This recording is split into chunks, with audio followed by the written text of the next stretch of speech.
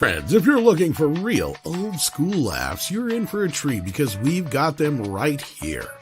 Flip City Magazine. Remember Mad Magazine? Then it went woke? Well, don't worry. Flip City has no chance of going woke. That's right. 4 times a year, you'll get an actual printed magazine full of jokes, stories, comics, and more, all about today's pop culture, entertainment, and woke politics. Flip City takes terrible entertainment trends we love to hate with hilarious parodies of Lord of the Rings, Stranger Things, The Walking Dead, Star Trek, Hunters, and more. Trust me when I say there is nothing else like Flip City on the market. So subscribe today. It will be delivered in print, or you can even get it digitally if you're one of those wacky Zoomers. Either way, follow our link and sign up today, and if you put in midnight, you get an extra 10% off. Check out Flip City Magazine today.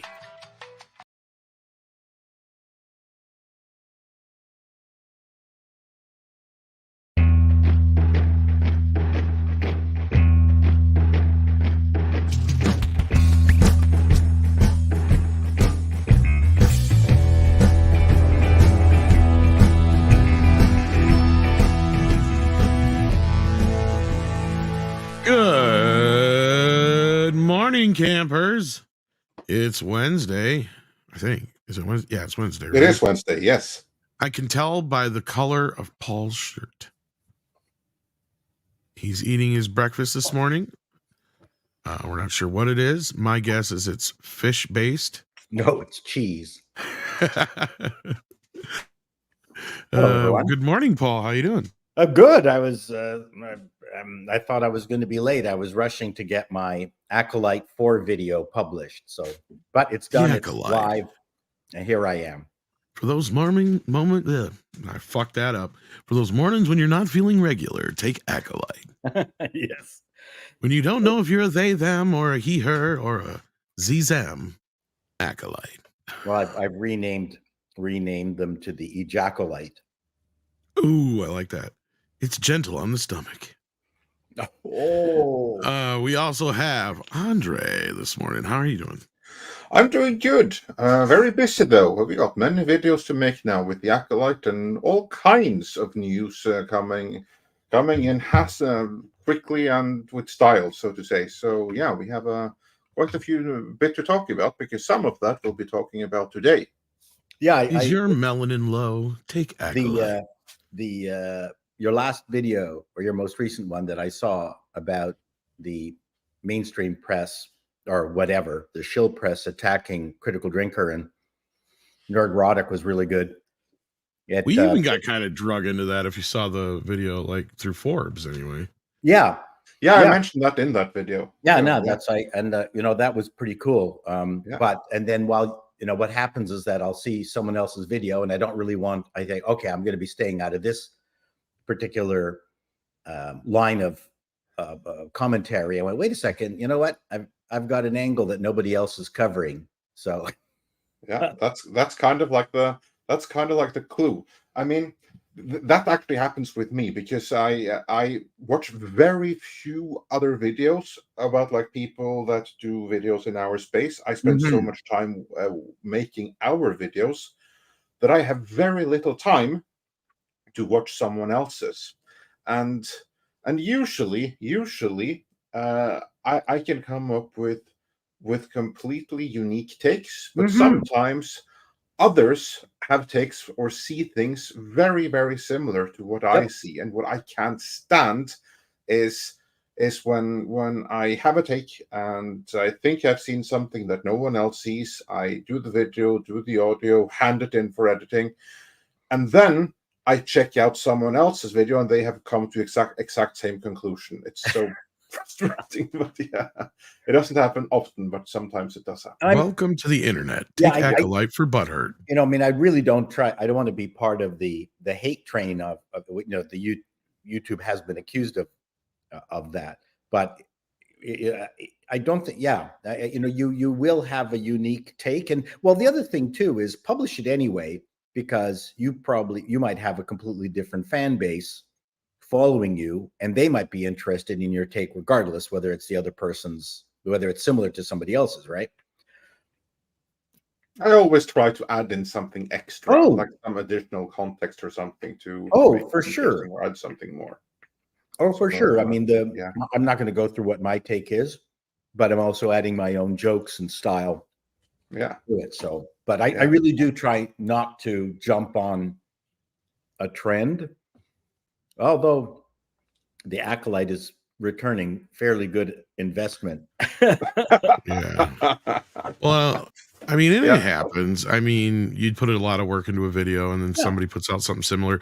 The thing that bothers me about that is when somebody tries to say, oh, you copied their video.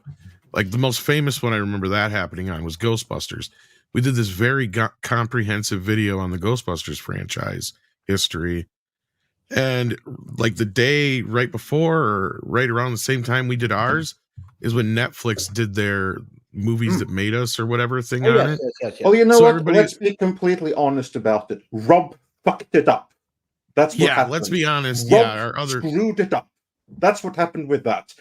Because Tom and Rob were the ones doing on that. Tom was doing all of the research.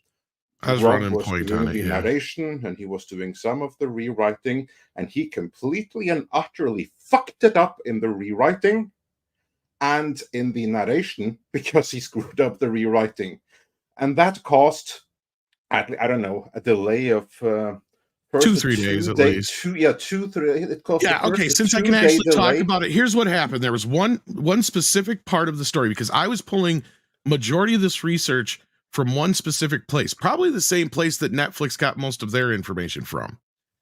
And because it was a brand new book that had just come out, and there was a couple other places I got this info from, and he kept taking one incident and splitting it into two and completely misrepresenting that incident. And I don't know why he kept doing it. And I kept sending it back to him going, why are you fucking with this part? This part is fine. And I even sent him the chapter of the book to show him what I was talking about. And he still didn't get it. So for like a day, we were arguing over one part.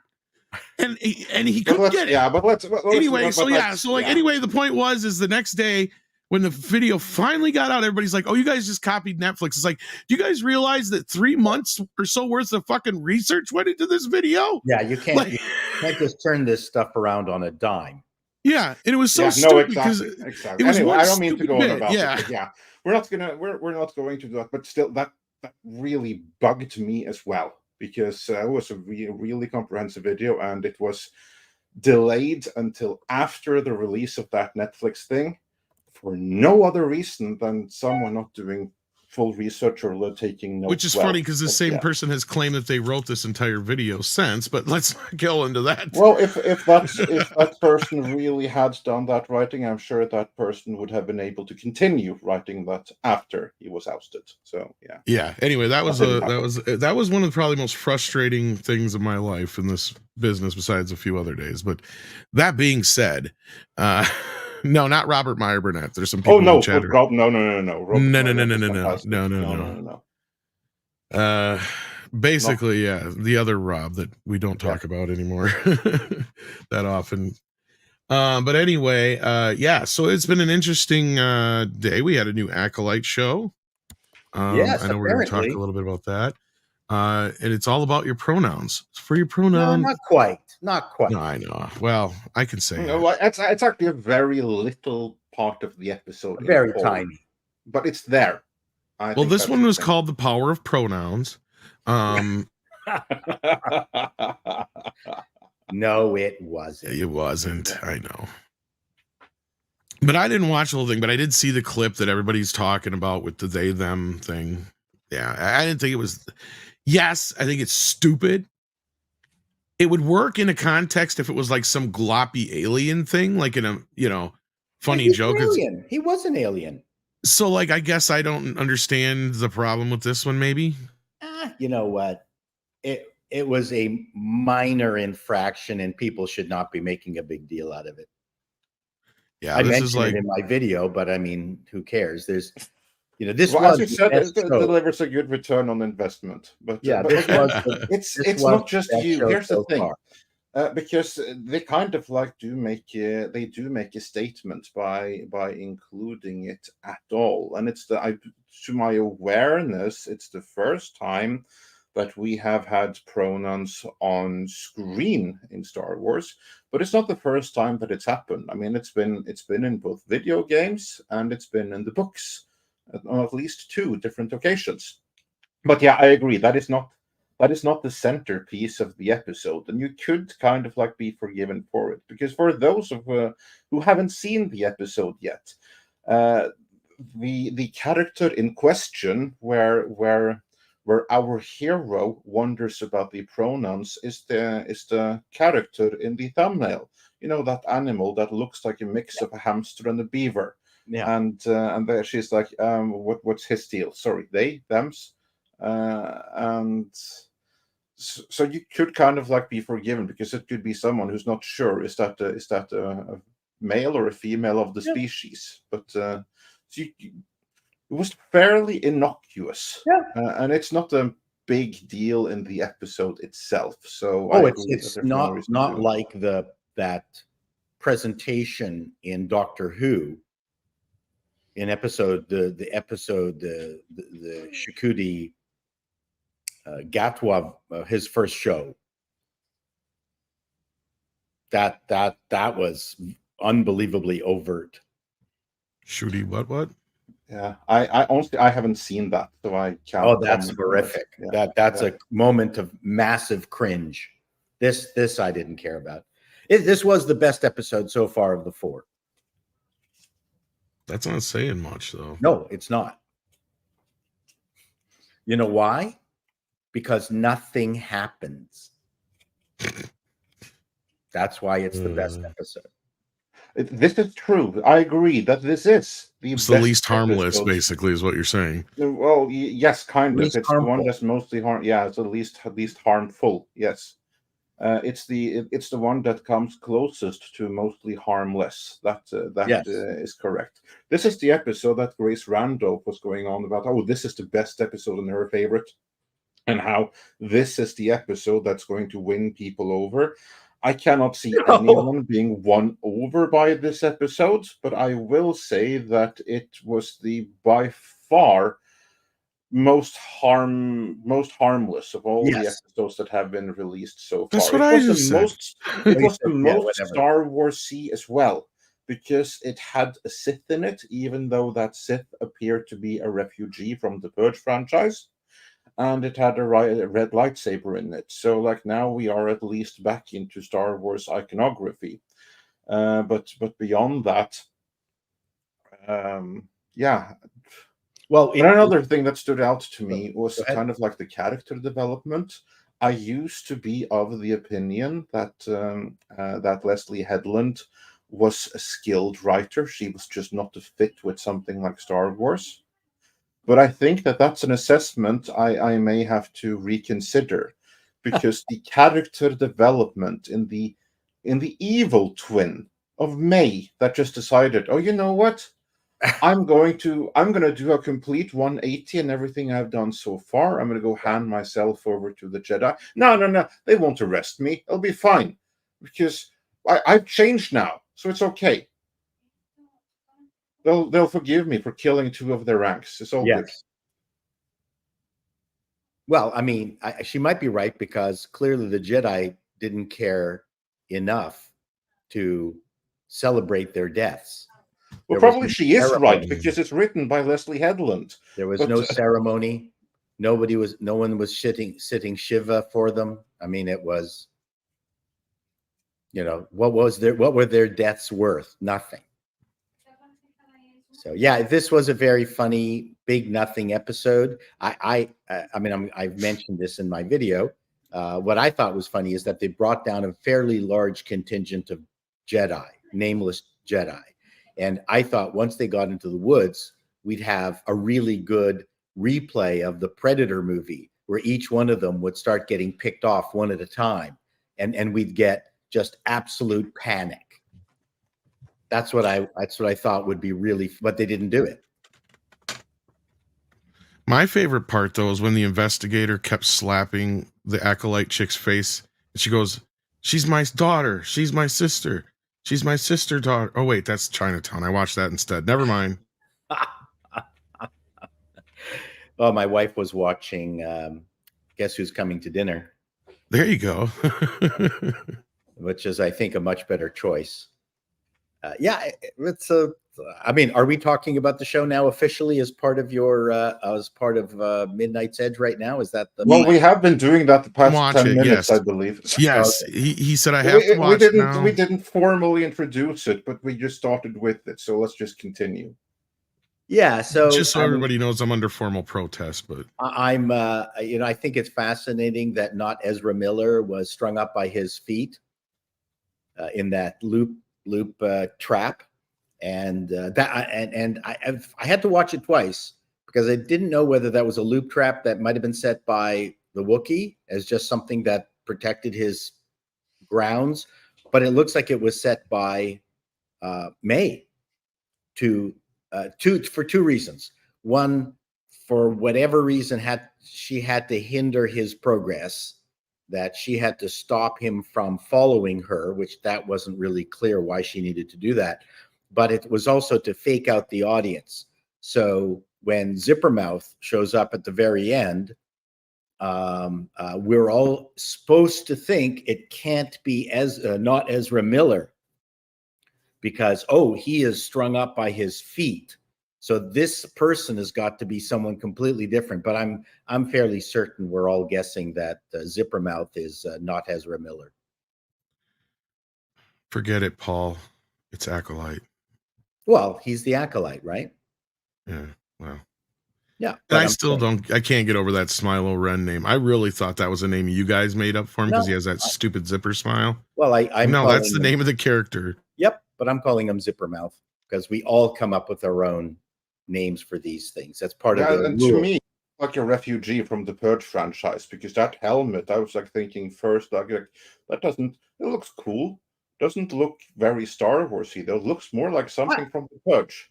I like that. I like it, it's but I have no objections with it. I just again, it looks something that would be more at home in the Purge franchise. I don't know. Have you seen the Purge movies? No. Okay, if you had, I think you would It's agree. scary. I don't watch scary stuff. Would look more at home in the Purge franchise than in Star Wars. I've heard of it. I think one thing that's good about the show, it has confirmed that lightsabers kill only males. Yes. So if you want to kill a woman, you have to send little stabby things at her. That's correct. That'll do the trick. Yes, you have to send sharpened butter knives. Yes. But So the lightsaber did not kill Reva. The lightsaber did not kill Ahsoka. Not Ahsoka. Her associate. What was her name? Man, Chato will help us out. Yeah, the woman who threatened to bring down the galaxy for the love of a guy that she just, once she met up with him, went, yeah, the ones that had no chemistry, the purple hair ones. Nothing. I have crossed the universe for you, darling, but I'm not gonna kiss you. Yeah. So that we can continue with our platonic relationship. Correct. Yeah. And what was her name? Please, someone in the. I don't remember. Sabine. Thank you, Southern Belle, for and George Hammond pointed out that it was Sabine Wren. Yeah, Sabine Wren, and then we've got Reva. Reva, she got stabbed actually multiple times, and never died. So yes, Wookiee. Now we're assuming that the Wookiee's male. That's something that has been pointed out, but because he got killed by a lightsaber, that's proof that it's a male Wookiee. Indeed, and they also refer to him as a him in the episode. They do. Okay. Yeah, they do that.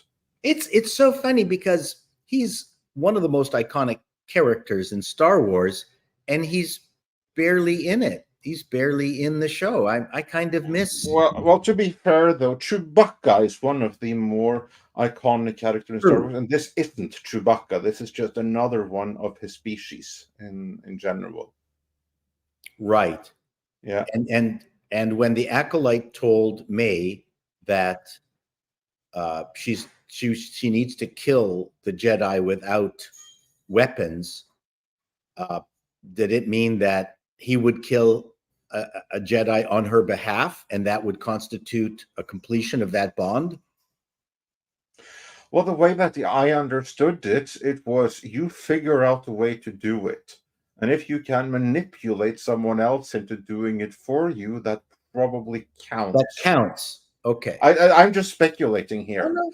I'm just speculating here. I mean, probably it was going to be up to this is just me speculating, but I would imagine that the Sith Lord, Smiley Wren, or whatever the character is being called, I call it the refugee from the Purge universe, it looked a little bit like Judge Death as well. But anyway, I think that this person basically wanted, okay, as your final test, you're going to have to show some kind of ingenuity. So you're going to find a way to kill this Jedi without doing it directly. Now, Right. if you want to force induce a brain hemorrhage, or if you or if you want to pull scanners or something like that, feed him a high cholesterol diet over 50 years. Yeah, or if you exactly, if you want to if you want to try to convince this that you can also become body positive and see how that's going to work, or if you're going to tell a lie to one of the neighbors and have them do it for you, I think all of these probably are equally good, as long as you're able to do it in some kind of devious way where the Jedi don't see you coming. Yeah, I think that's the point. Send the Jedi to Canada to be accidentally mated. For instance, MAID is the acronym for self-immolation or whatever, self-offing. Yeah, we can do that legally there. Yeah, we can do it legally here. Yeah, exactly. Yeah, so if you go to one of those pods and yeah, so that's one way. So we see we're coming up with some very cool ideas. Yeah, but I think that one maybe doesn't work because it would be too closer to what you already did to Token White Jedi. You're right. You're right. I'm surprised that doesn't count, actually. So I've got a question to you guys and our followers here. I have, in all the Star Wars viewing that I've done, never seen a Force user be able to wipe out a complete phalanx of Jedi all at once. Is that a thing? Like when our acolyte Zippermouth just sort of gently waved his hand, and suddenly, how many of them were there? Like there were 7 or 8. I don't think they were wiped out, though. I think they were just forced backwards. Of course, but that's like, I mean, why wouldn't they have been prepared for something and do a counter force thingy?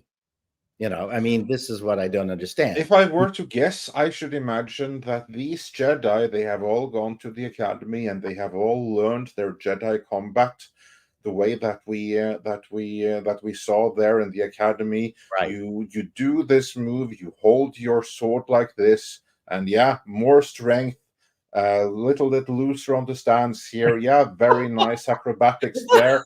This might as well have been doing acrobatics. And they are completely untested in going up against an actual Force-using enemy. Because, and I can actually, I don't have an issue with that. I can kind of buy that, because who else, when there's no Sith around, who else poses a threat to the Jedi? Some local drunk or something that they can just force push to the side or something?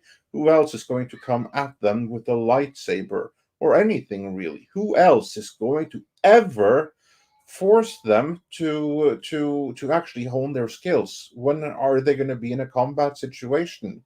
These people aren't combat tested, so they're probably going to be like, oh shit, someone brought up a lightsaber here, been using force, I'm in a problem here. I still found it excessive. To me, if they were in a battle, I could imagine him wielding 1 or 2 at a time, where suddenly feet are being pulled out from under individuals as he's turning around. So there's remote Jedi fu, right? On a 1-to-1 kind of basis. But this massive force of wind all at once, knocking them all over. We're talking Well, about. and I think that's something that George never thought through very well. Is if you're only allowed 2 Sith at a time, what the hell is the point of all the Jedi being so well trained in this fighting style that nobody uses? Well, it's a good point. Like, I mean, and you're right. Like, who would they fight? Like, they already overpower most people. So even you don't even have to teach a Jedi all that much. I mean, and they could be a security guard real easy.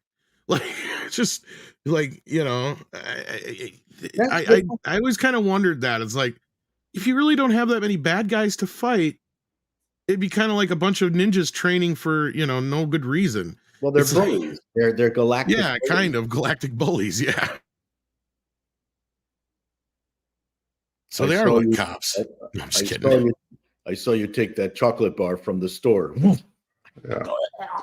Well, probably that is their biggest thing, because really what they do is that they go around and, as Leslie Headland had described it, they are social,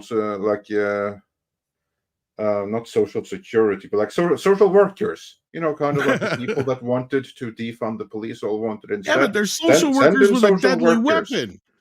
And that's kind of like what they are. They're social workers, and most notably, they're child protective services the moment a force-sensitive child shows up. So that's kind of like what they do. They are going to have to deal with the fact that this zipper mouth is able to dispense with them fairly easily. He did. That's going to be a surprise to them. He did flip OSHA like away. She hit a rock? My prediction is that we're gonna start with the next show with a massive fight. OSHA, May, and Saul are going to be the only survivors, and Zippermouth is going to abscond with Saul, and May and OSHA have to team up to rescue Saul. That's my prediction. Well, we shall see how that holds up. It's an odd idea. Could very well be. So, but I think we've got so many nameless people that they're going to die. And we might even have an emotional scene where the spiky-haired girl with the British accent, with the orange eye makeup, is going to have a tearful death in the arms of May, in the arms of OSHA, because they that makeup is so distracting. It is. I can't get into the character because the makeup just doesn't work. I'm surprised that they allowed that makeup on the show. Well, that's how aliens look, Andre. Clearly, you have a prejudice and racism against certain aliens. Yeah, I have a racism and prejudice against makeup defects that should have been rejected from Star Trek in the 60s. Yes, I do have that. Clearly, they did hire her that she knew martial arts, because at the very beginning of that episode, she was flinging that stick with some alacrity. She was good. The actress is fantastic. I was actually very, very excited to see the actress, that she's in it. I'm actually disappointed that they have hidden her behind that ridiculous makeup. It's Daphne Keane. She's was the good one who was in Logan. She's very good. And I'm disappointed that they do not make any better use of her than she is right here, especially with this stupid makeup. I mean, she looks like, what's the name of those people? Tom, help me out here. Those people in Star Trek, the blue ones with the antenna. What's their name again? Oh, with the. Are you asking me? Yes. The antenna that kind of come out. Yes, exactly. Because like to me, she looks like a first draft of one of those, because she has like that stupid wig and that kind of like hair color.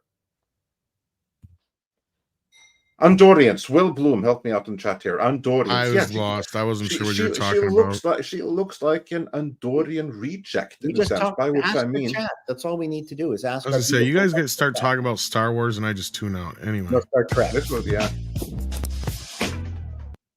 But anyway, so yeah, no, I thought that just the makeup effect there is such a waste, and that's a shame, because Daphne Keane, she was the one that I was perhaps the most excited to see cast in this, because she was so good in Logan. That's the only thing I've seen her in.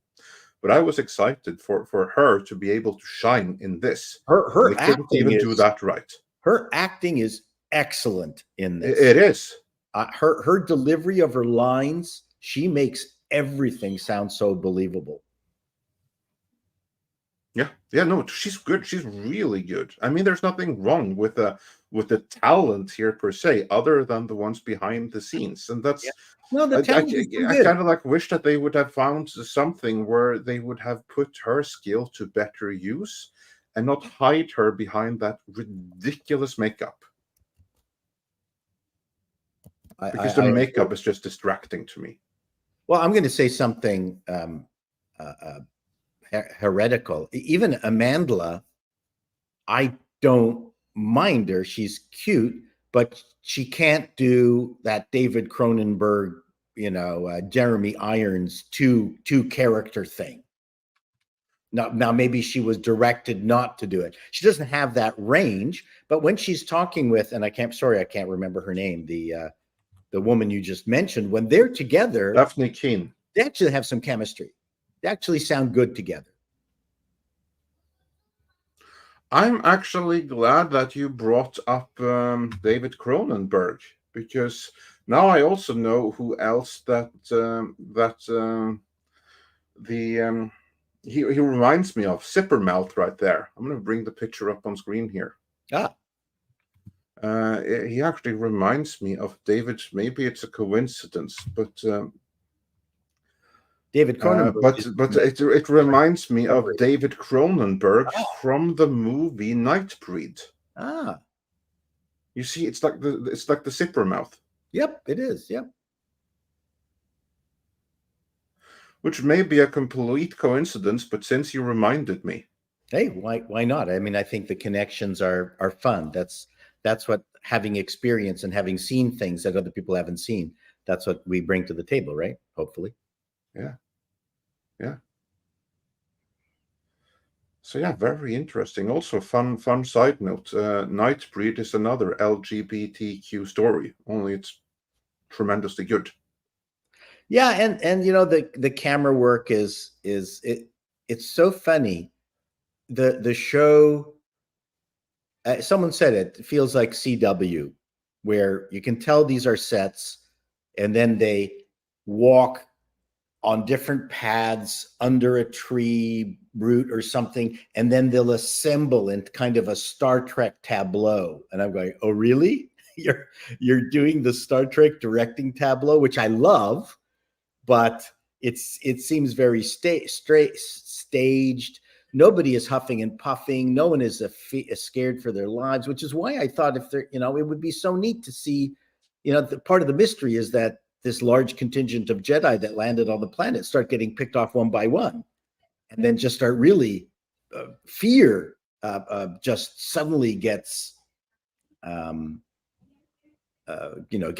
into the entire group. But then again, you couldn't have that big scene at the very end where it's a grade 5 birthday party and everyone pulls out their glow sticks and attacks Zippermouth all at the same time at Chuck E. Cheese.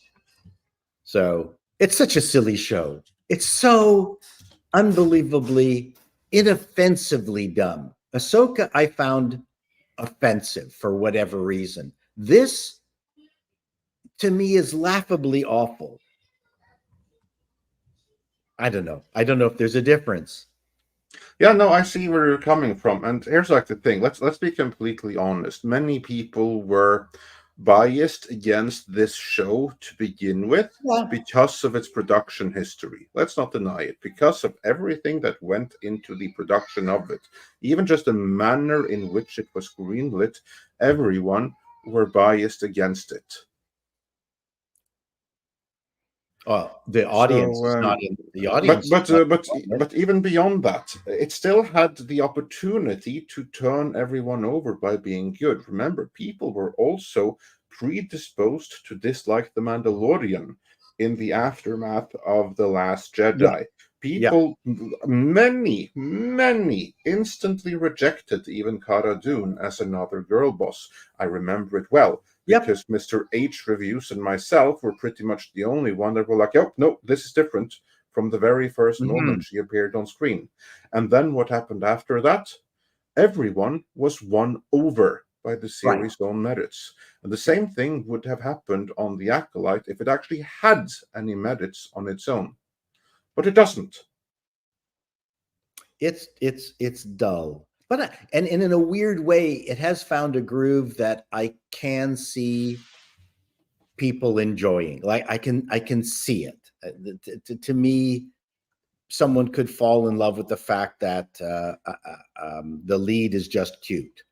People have different reasons for liking a show, and then that's something that we can't take away from them.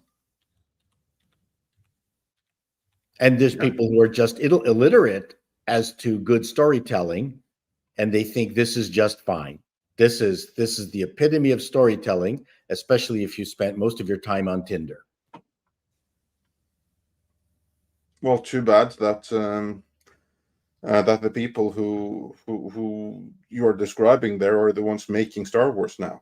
Yep. The trouble with these shows is that they're lowering expectations. That's the problem. And then how are these people who are watching these entertainments actually going to be able to judge something good? Like The Man Who Came to Dinner. Like that's a phenomenal, or you know, whatever happened to Virginia Woolf or something like that. I mean, there's some phenomenal entertainments out there that they might actually overload them because their quality is too high, the pace is too quick, the dialogue is too rich and thick and not simplified. They might be completely overwhelmed with it and not be able to understand. A classic, for instance. Indeed, yeah. Unfortunately, I think that explains a lot of the problem with entertainment these days. Yeah, which is why we all moan things like movies like The Conversation. We will never get a movie like The Conversation again, I don't think. Yeah, not in our lifetime. What's remaining in our lifetime? You mean? Well, that's hopefully that's a really long time. So yeah, things can change quickly. True. Just remember, 5 years ago, we never would have thought that we'd be where we are right now. So you never know. indeed. Correct. Yeah, indeed. Let's do a couple of super chats. Let's do that. Packing Proton sends in 5 and says, so the Acolyte is stealing from superior sitcoms now? Basil the Rat. Basil the Rat. Yeah. Is Yes, that Basil the Rat? That's I believe that's a reference to Faulty Towers. Is it? Where Manuel the servant basically had a rat that escaped just as the health inspector was coming. I can only imagine that this is a reference to that. And yeah, I guess there were some similarities between the subject of this episode's pronouns and Basil the Rat. I think what happened in that episode that the rat was named Basil after Basil Fawlty.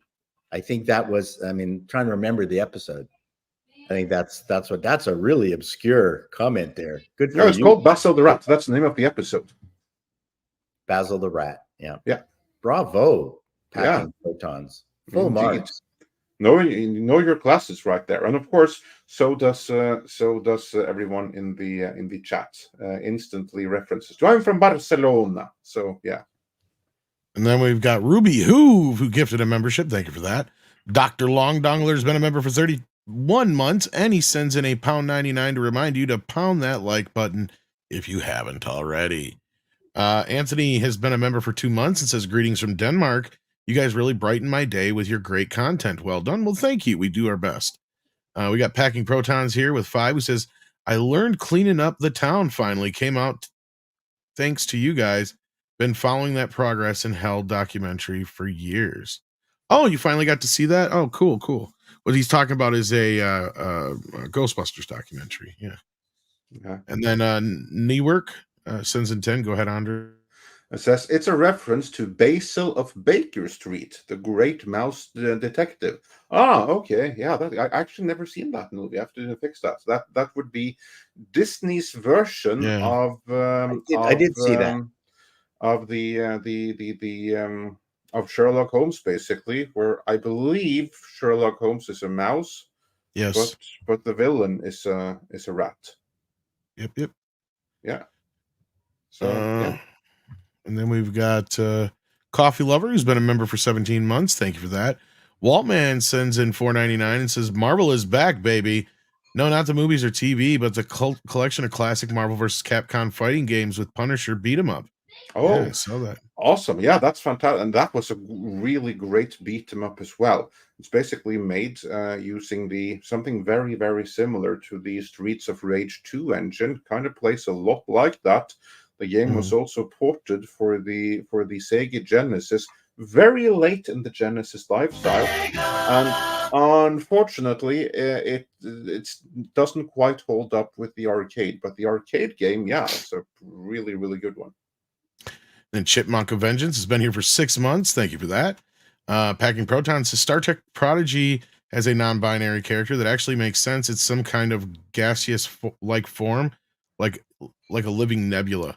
Yeah, but at the same time, would they sit there and make a big deal of it though? Do they make a big deal out of it in the show? That's the thing. It's like, I don't care.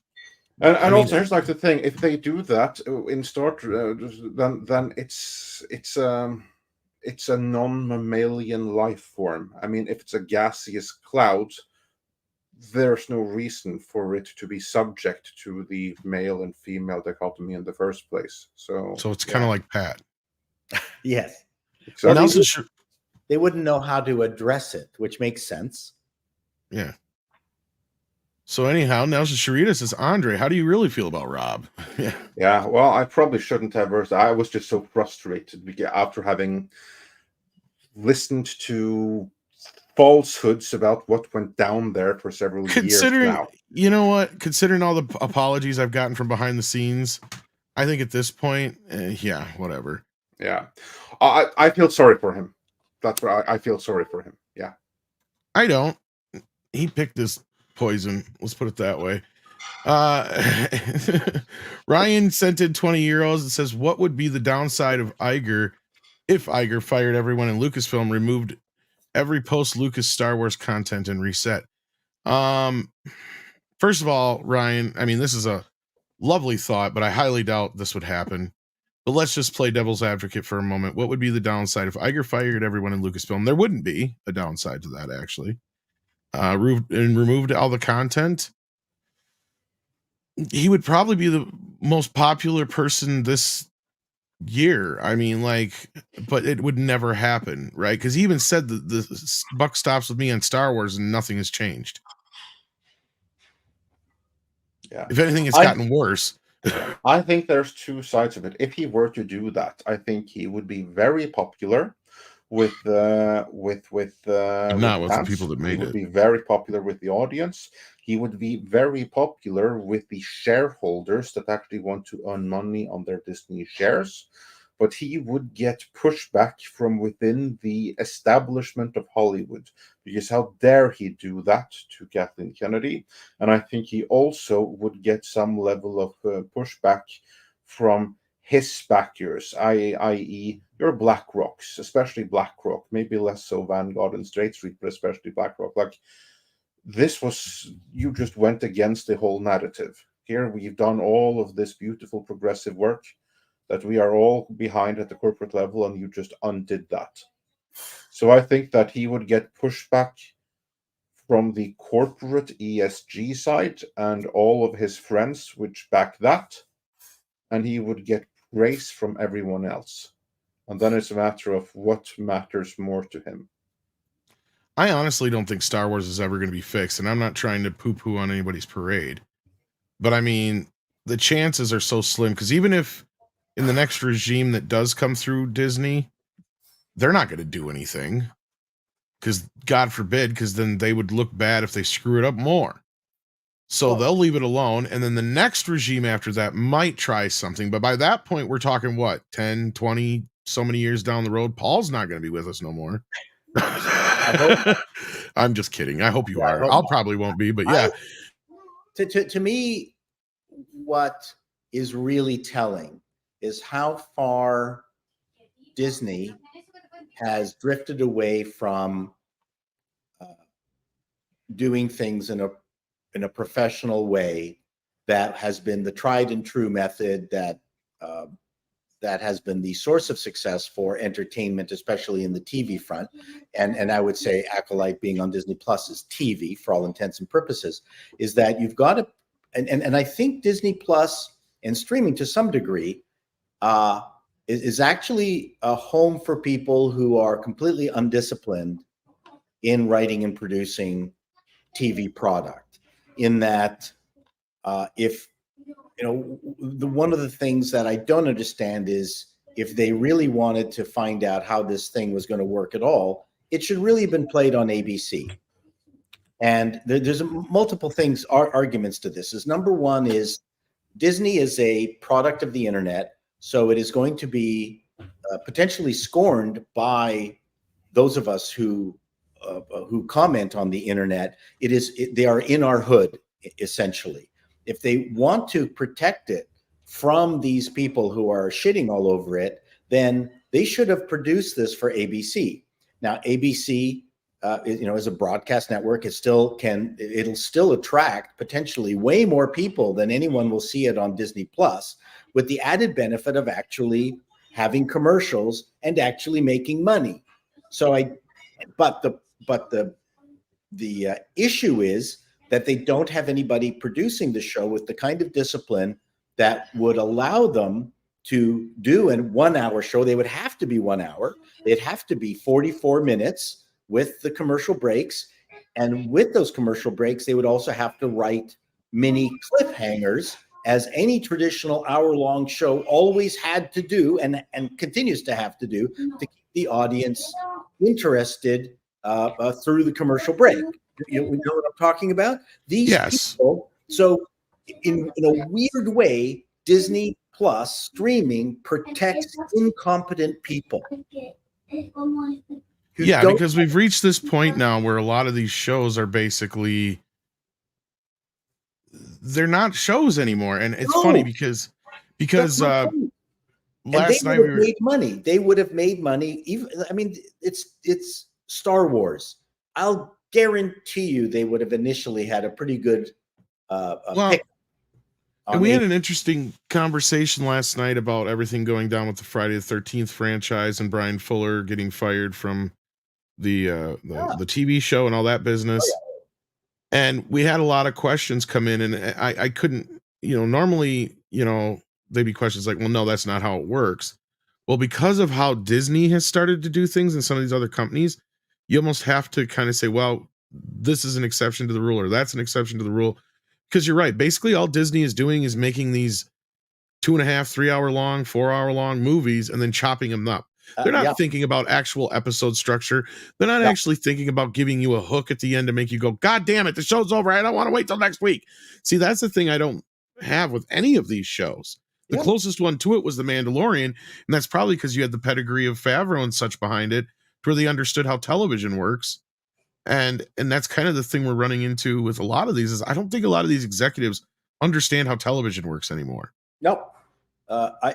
There was a Strange New World episode that I went, oh my gosh, they wrote this like a network show. And I can't remember which one it was, but I could sense the beats. Oh, geez, they're doing a cliffhanger. They're at the 10-minute mark. Oh my gosh, they have actually written it with the discipline of a network show, but presented it on streaming, and it worked fairly well. And that's what I'm saying, is that Disney protects incompetence because of its format protects incompetence. This show should have been on ABC. Oh yeah, well, they're burning money this way, and I don't understand it. I don't get it. It goes all the way back to the CBS All Access thing that we reported on to begin with, and we told them this wasn't going to work. Nope. Why do you guys think you're going to be able to put these expensive ass shows on these streaming networks and expect to be profitable at some point? You're literally becoming the underwear gnomes, because as Script Doctor and I have pointed out time and time again, the streaming services shouldn't be your premier platform. They should be the end of the road, right? Like you've shown it on television, or it's been in theaters, done all its running. Sure, you can have the show on the next day on Disney Plus, like you said, but the night before it should be on ABC. You're 100% correct, and the commercials would pay for it. But the executive meetings were, look at Netflix. We've got to fight Netflix. Exactly. No one actually figured out like how. Yeah. In other words, they went collectively insane. Yes. Because that's when they did, when they decided, hey, you know what? Netflix, they have a really, really good model here. And the super duper thing is that we can sell our stuff to them and make hundreds and hundreds of millions of doing so, leaving all kind of risk to them, letting them worry about churn and everything. We make content, we put it there, they pay us a lot of money, everyone is happy. Instead of, hey, you know what? Let's try to integrate their business into ours, assuming all of the risk that they do right now, cutting out all of the money that we would otherwise be making, and in the same time just completely explode the entire streaming market and send everyone back to piracy. It's like, it's collective madness. I have no other word for it. And it was entirely predictable, because one of the first time, actually the first time when we had like something of a high profile guest was Bill Hunt from the Digital Bits. We did a stream with him like back in 2017, 2018, thereabouts, where we spoke about just this. And we pretty much described what was going to happen. What the hell is wrong with them? They're just killing off their own secondary markets. Yeah. I wish we had copyrighted the term streaming wars then. Sorry, go ahead. The people who came up with Hulu were smart. They went, we're not going to copy Netflix. What we're going to do is, and you had several networks who were involved at the time. You had Fox and NBC, both shoving their rerun stuff onto Hulu and made it available whenever people wanted to see it, which was absolutely brilliant and made Hulu, I think, the only other working and profitable streaming service in the world, and at the time. But now they've ruined that. Now Hulu, I don't even think is profitable, because whoever's been running Hulu is Disney fucked it all up now. Yeah, they've tried to turn it into Netflix, and it's just so funny. It's about hubris. But you could imagine, you could picture the meeting in a boardroom where the president of the network storms in and says, "God damn it, those Netflix people, they're making money. We need to copy Netflix. Thanks, bye. I'm going out with my hooker girlfriend. You guys figure it out." And then everyone is in the room going, this is not going to work, but our boss just told us that we got to copy Netflix because... it actually would have been better if he had said, I'm going to go out with my hooker girlfriend. You guys, you do whatever the hell you think is right. Just make sure that I can still continue to go out with my hooker girlfriend and get some blow in the process. Yeah, but Charlie Band would do a better job at this. Done that, Hulu was that. Hulu was a bunch of entrepreneurs who wanted to make money and understood network, got together and figured out what an alternative to Netflix was. They did it. They figured it out. But then everyone else with Paramount Plus and Disney Plus and everything, they're just cutting their throats. It's the dumbest thing. Well, CBS All Access, which was a dumb name. Yep. Yeah, no, and we predicted it. We wholly predicted it. It was basically, and we compared it to the streaming war, to a format war. And Andre and I were way ahead of the game on this with Bill, and Andre's been right many times over, where he's pointed out that this was the dumbest move ever. Sure, we're not ones who are for monopolies, but when you have Hulu basically handling all the television stuff and Netflix handling all the movie stuff, that should be all there is. Those are basically your outlets now. Yeah, right? It's not. That's not a monopoly situation. That's what we call a market standard. And it was a format. You're not wrong. As soon as Paramount Plus, Disney decided, they were all throwing their hats in the ring. Warner Brothers, it was the world's dumbest format war. It was stupid. It is. It's like I said, it would be like if back in the day of VHS and beta, every single company decided, we're coming out with our own format and we're going to see which one wins. It was like, well, this is stupid. So I got to buy 5 different machines to play 5 different discs. So like, or tapes or whatever you want to insert for your, analogy here, because that's basically what it was. And you're stuck paying for it every single fucking month. So not only do you have all these things, but you're forced to buy a new disc every month, basically. So it's like you're signing up for one of those stupid things where if you forget to say, no, I don't want it, they send you shit in the mail, and you get stacked up tons of these. Like, why am I spending all this money on this when I don't even use it? Because that's kind of what all these people noticed about all these streaming services. Like, I got 10 fucking streaming services and I only got time to watch one of them, if that. And as it And then is they never right know now, where anything's at. more people are on YouTube now anyway. Yes. And I think a big part of that is even because of all this lunacy that has just driven people And away. Script Doctor and I were predicting this was going to happen, and now it's become confusing for people because you have Disney and Hulu licensing shit from Warner Brothers and everybody else and Sony and other things, and you got the same thing with Warner Brothers, and everybody's already got stuff crossing over. It's like you don't even know where you can find shit anymore, right? Like, it's crazy. But anyhow, like, let's keep moving along here. Thank you so much for that very generous super chat, Ryan. Boar Legion sends in $5, says people would save more brain cells drinking copious amounts of alcohol than watching any further Disney Star Wars. We do not recommend this because no, we do not. You're likely to hurt yourself somehow, Boar. The Raven and the writing desk has been here for 5 months. Well, thank you for that. Packing Proton sends in another $5 super chat. Thank you for that. It says, if I Makeup Lady is the one I'm thinking about, she shall now be known as Budget Chatara. Oh, yes. Okay. Yeah, that would be the one you're thinking of. And yeah, like I'm surprised not more people are talking about how badly they messed her up in the makeup effects and design and everything. But moving on. Indeed. And thank you again, Packing Protons. We got Shotgun Fringe who says Ezra is probably Palpatine. Well, he always was. See, we tried warning people, but he's even starting to lose some of his supporters. I don't know if you heard about that, Andre. Who? Ezra Miller? Yeah. He's been posting some wacky shit with that one chick that he supposedly groomed and some other people and stuff. And even some of his supporters are getting to the point like they can't defend some of the stuff he's saying and doing now. But nobody's paying attention anymore because nobody gives a shit. Yeah, no, I thought like he might as well have lost all support because the industry has completely moved on from him. Well, the kid needs help, clearly. And I mean, that's the thing is we got our answers that the studio just dumped him. They ain't going to fucking do anything for him.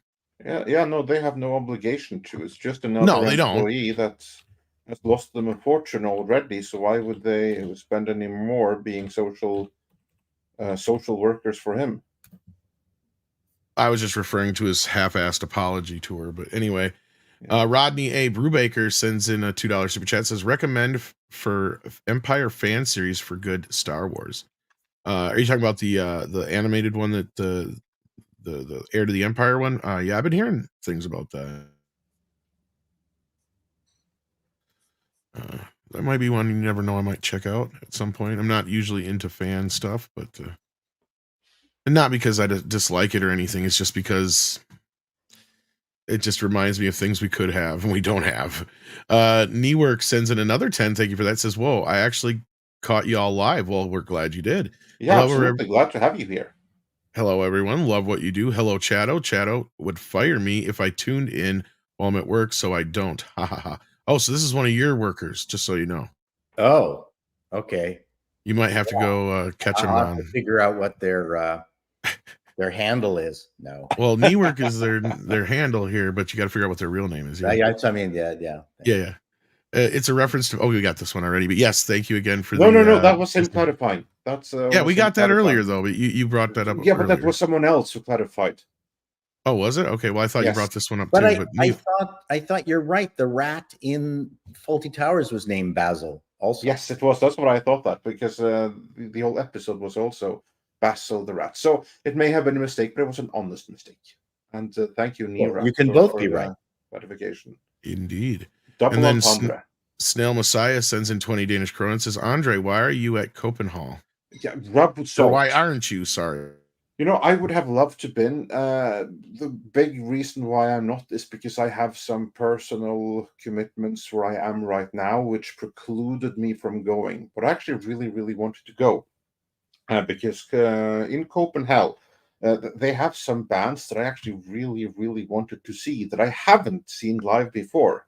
That's not the case with many acts, but it is the case with the Krups, a German band, which is playing there tomorrow, actually. And I shall be missing out on that, which bothers me no end. Cradle of Filth will also be playing there tomorrow, which is not quite true Norwegian black metal, but it's as close as anyone British can come to it. You have some other cool ones there. You have Avenged Sevenfold is there, and there's even some very interesting talks. Like for instance, Lars Mikkelsen, the actor who played Thrawn in the Ahsoka series. He'll be there giving a talk because not because of that specifically, but because he's a really renowned actor in Denmark. So are you in Denmark now? No, I am not. I'm off the coast of Africa in the Canary Islands. There. So yes. My daughter was in Herning in Denmark for a year. She was at the art college there. Oh, right. So she has some understanding of the language then. A little bit. She's pretty good with languages. I mean, she made friends with Dutch girls and Swedish, Finnish models who were 6 foot plus, and it was a wild school. She learned a lot, I think, and enjoyed her life there. And Denmark's a beautiful country. Yeah, absolutely, it is very much so. It's fun with like the minor cultural differences between the different Nordic countries, although it's pretty much fairly similar. Is the language, like, whose language is more similar in that region? Like, if you're Danish, who can you understand? It's actually kind of like funny. I would say that if you're Danish, you'll have better luck understanding Norwegian than Swedish. Okay. If you are Swedish, you'll have better luck both understanding both the written and orally Norwegian than Danish. The funny thing with Norwegian is that it's easier to understand Swedish orally than Danish, but it's easier to read Danish than it is to read Swedish. Wild. Because the Norwegian and Danish are written like it's written 90% identical. Like for instance, I've had people that are not native Norwegian speakers, but have learned Norwegian, and then they catch one of the Danish channels that we have in Norway without knowing that they're Danish. Then they see like an English series with Danish subtitles, and they wonder, hey, what's this weird dialect? But it's subtitled in. No, actually, that's not Norwegian, that's Danish. But I understand the confusion because 90% of the words are identical, and then you have like the different ones. Written, Norwegian and Danish are almost the same, but pronunciation-wise, they're worlds apart. Problem is, all the words are Borg, and Borg. That's actually true for Danish. Like we have like this joke that Danish sounds like a drunk Norwegian with a potato in his mouth. And I know the Swedes have a similar joke because it's the Danes kind of like I love half the word. Coming from a Hungarian background, I am fascinated by countries holding on to languages that are probably going to be dead in a not too great length of time. Like what's the Swedish, Danish, Norwegian? They're not traveling languages. It's funny you should say that because at least, the ancient Swedish and stuff, that's dead now. But ancient Norwegian is alive and well in Iceland. That's Icelandic. Okay. And the Icelandic language to this day is like 90% identical with what. There's Norwegian savior. All 100,000 people on fucking Iceland. Good. 500,000. But yeah. But Yeah, that's actually funny. Like, for instance, an Icelandic person can read the original uh, sagas and everything like that in the original language, no Wow. problem at all, because it hasn't changed. Whereas Norwegian, in mainland, has changed completely, and it's more like Danish. Well, you know what? Just for the sake of having a planet with diversity, I'm hoping all those languages survive for a good long time because they're fun, they're interesting. I love language and listening to the similarities between them. So yeah, and it adds personality. The people develop a personality based on those languages. Yeah, they do. Absolutely, it's part of the culture and everything. Yeah. And I got to issue a bit of a correction. The For the Empire is actually its own series made with the Unreal Engine. So thank you, Mecha J, for bringing that to our attention. That's cool. That's cool. You were wrong. I fucked up. Thunderstorm sent in 499, says I liked episode 4. I don't know why. Probably because it's the least bad. I think Paul said that. Yeah. But anyway, Thunderstorm, you know what? If you liked it, you liked it. And you don't have to know why. As long as you liked it, don't let anyone else take that from you. Just because everyone else is hating on it for very good reason. Even if it's a guilty pleasure, you liked it, you enjoy it, and you go for it. Well, let's be clear. It's not like, okay, here's one of the biggest misconceptions about this whole fandom, and this really goes off of the video we just dropped yesterday and all this other stuff from the last few weeks with Furiosa that I've been dealing with, is like, nobody really cares if you like something. What pisses people off is when you come at them with this, well, you're an istophobe for not liking this thing. Yes. That's the part that pisses people off, right? That's what keeps happening, especially like I was talking about with the Furiosa business, right? Because I was even being accused of, it's your fault people aren't going to see this movie. It's like, oh, I didn't know I was standing in front of the fucking theater stopping people from going to see Furiosa. What the fuck kind of stupid shit is that? Like, I get it. Maybe I have some influence, but I didn't even see the movie. I didn't even review it. I didn't tell people to go or not to go. It's like, why am I being accused of this shit? And it wasn't just me. It's all, the large swath of us, but I was getting attacked by it. And now it's the same thing with this Acolyte thing. And that's Disney's whole argument, is that you're reviewing it wrong because you're listening to people like us.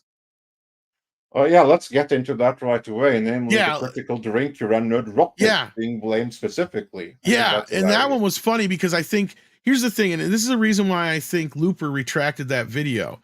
Because unlike the Forbes article where they just leave a screenshot of our thumbnail, they don't even link our video, mind you.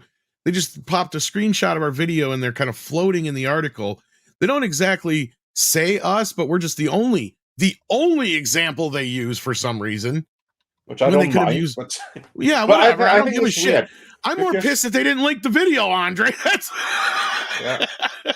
Well, people can find it if they want. It had like the channel name and everything. But Looper, on the other hand, they directly implied Neurotic and Gary are basically, in so many words, racist istophobes. Yeah. And I think that's why the video got pulled down, because I think somebody in legal said, you guys might want to take that down. Probably. That's my guess. We know YouTube is filled with bandwagoners, but Nerdrotic and Critical Drinker are not. So it's really ironic that they pick on two of the people who provide very cogent and constructive criticism in these properties, and from two very different perspectives. That's why I like listening to both of them, and including Little Platoon. He's just absolutely hilarious, and I'm listen to 4-hour videos of his all the time. And that's our own entertainment. I think more people are watching our reviews in total hours than they're watching the Acolyte. Oh, for sure. But you know what? That you say that because you actually have seen Nerdrotic and you have seen the Critical Drinker, and you know how good they are at what they do. There's a reason why they both have more than 1 million subscribers. They deserve their audience. They do, but I do not think that the people that quote them and say that, oh, these are horrible people that should be dismissed, and just further Ross assessment, stuff like that. I don't think that they actually have seen them. If anything, they may have seen some clips and stuff like that out of context. Because if they haven't, they deliberately misrepresent them in further of some other kind of narrative. Basically, so the goal like here isn't to be fair; it is to present a certain narrative and try Mhm. to dismiss who they may see as a reason why more and more people are turning on these series, and they're too desperate to be able to see that we are producing the wrong content and people are rejecting it all on their own, of their own volition, because that's what's actually happening here, is that people are watching this, they're not liking it, and they're tuning out. That's what's ultimately is what's going on. But they can't admit that. They can't admit that they have done something wrong. It must be someone else's fault. And so they find who are the most prolific of the YouTubers that speak out against this and have done for ages. Well, that would be Nerdrotic and the Critical Drinker. And then they try to use those as scapegoats to explain away their own failure at keeping an audience. I think that's what's going on ultimately. Mhm. Well, and there's a bigger side to this too, and this goes to what kind of like Red Letter Media did to us and several others a few weeks ago with Furiosa, and now with this. Is this? I think this is like orders coming down from Disney. Like, and the sad part is I don't think they realize the Streisand effect that they're creating, because all they're doing is making people like Drinker and Nerdrotic more famous. I would like to hope that this Forbot article gives us a bump too, because it's like, you know, at the end of the day, it's like, please, buy me a boat, right? Like, keep doing this shit, because all you're doing is pointing to people that don't like this shit, which we all know is the majority, to where they can find like-minded folks, right? Because it's not so much that we hate everything. We like a lot of stuff.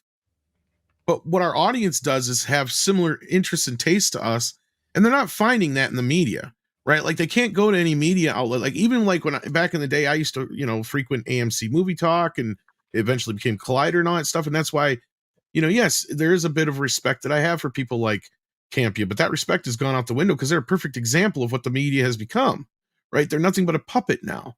They just come out and say whatever it is that we're supposed to say about this thing, and then they go back to their little cave and count their $50 they got for a fucking good review on Rotten Tomatoes, right? Like, that's basically all they do anymore. Grace Randolph's another example of that. I'm sure you got a dozen other examples in the chat you can come up with those are even supposed to be the safer ones to go to, right? But they're not anymore.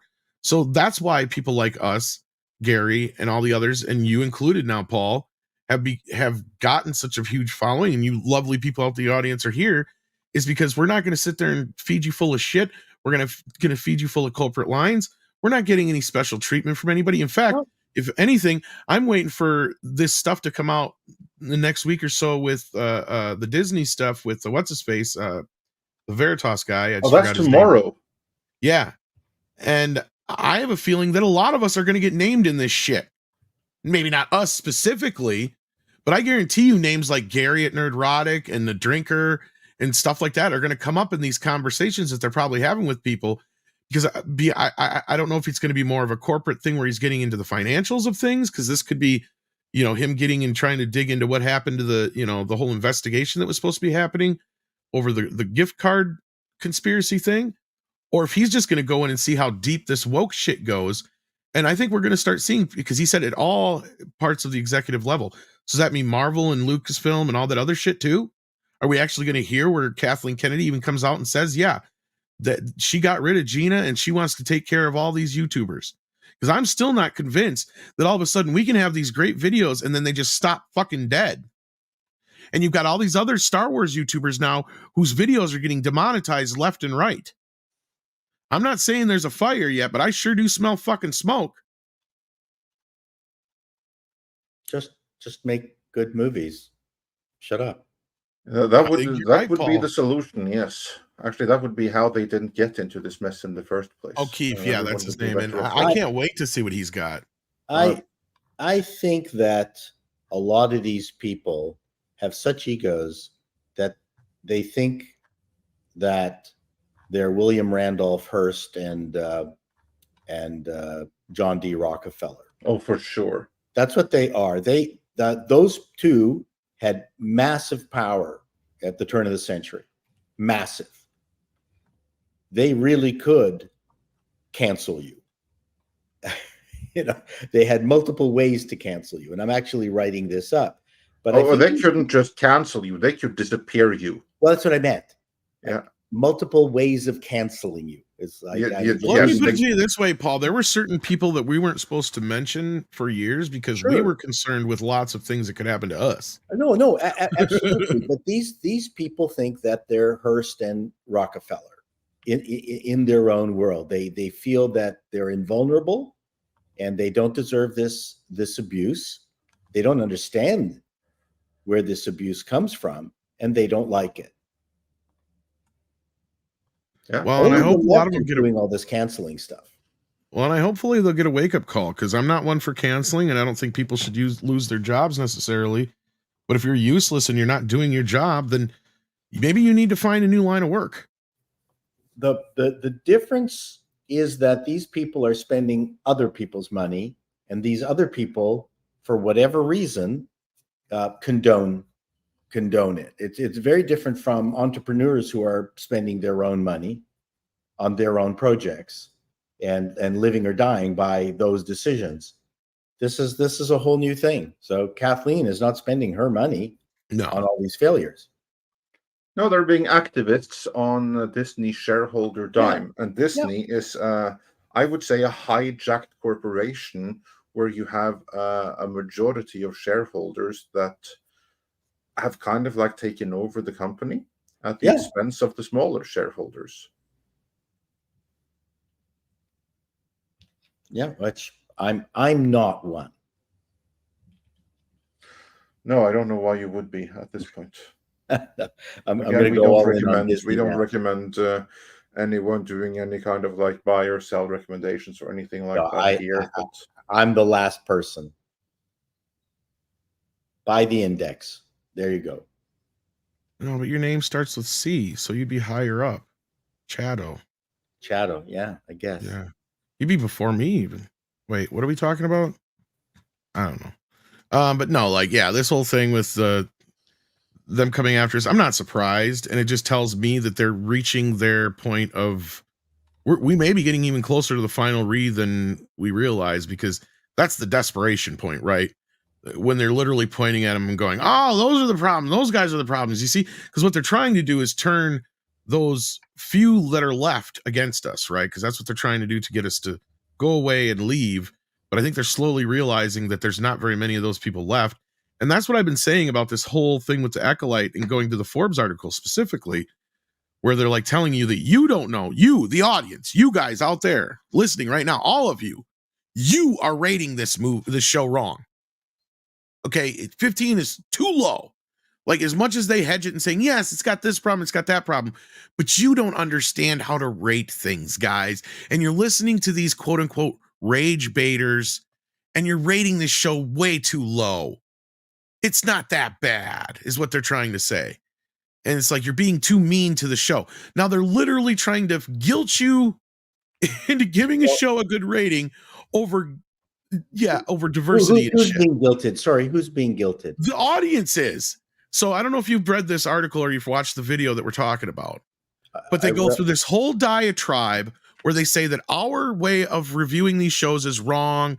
They basically try to gaslight everybody and obfuscate, saying that it's not the woke is not the problem. It's not this is the problem. Sure, the show may have a few problems, but that's not these things. So you shouldn't listen to these guys and rate the show according to what their standards are, is what they're basically saying. Right, Andre? I mean, it is. Only thing I would say is that they're trying to shame the audience rather than guilt the audience. But, shame, thank you. Not guilt. You're right. Shame, thank you. That was the way I should have put it. You're right. Shame. Yeah. Of course, it's not going to help, because the audience will feel what the audience will feel, and the audience does not feel the same about quote-unquote woke productions as does the Hollywood establishment and their friends in the entertainment media complex. So they may all think that something is fantastic specifically because of the DEI aspect of it, and if you read their reviews, that's kind of like what they have to say about it as well. If you read the positive reviews for the Acolyte, every single one of them are talking about how amazing it is that it's led by Yeah.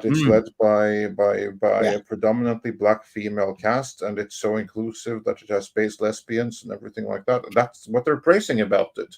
Whereas, is there anything about the structure, the story, the narrative that isn't related to what, like, for instance, if you were to say, okay, tell me what's good about this show without mentioning the gender or the skin color or sexual preference of the cast in it, Intersectionality, any they of that wouldn't stuff. have anything to say. They wouldn't even be Yeah. able to tell what the story is.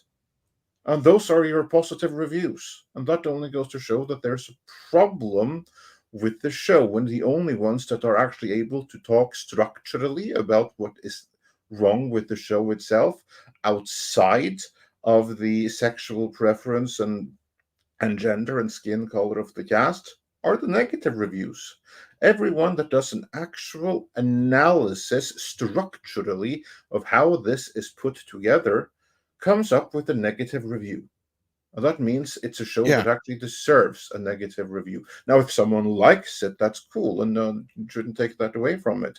But Yeah. probably 14% on Rotten Tomatoes is closer to, which is what the audience is giving it, is probably closer to what something that is structured in such a manner deserves than the 84% it had with critics last I checked. And If you've got anything- ratings are the other parameter. Yeah. Well, on that note, we could turn around and say, well, if anything, the critics are rating this wrong. They're rating it way too fucking high, because objectively and subjectively, it's shit. Because that's the other thing they try to gaslight in that Forbes article. Oh, it has And gone down, by the way. The critic it went down to review just 14. went down. No. Oh, you mean the critics review?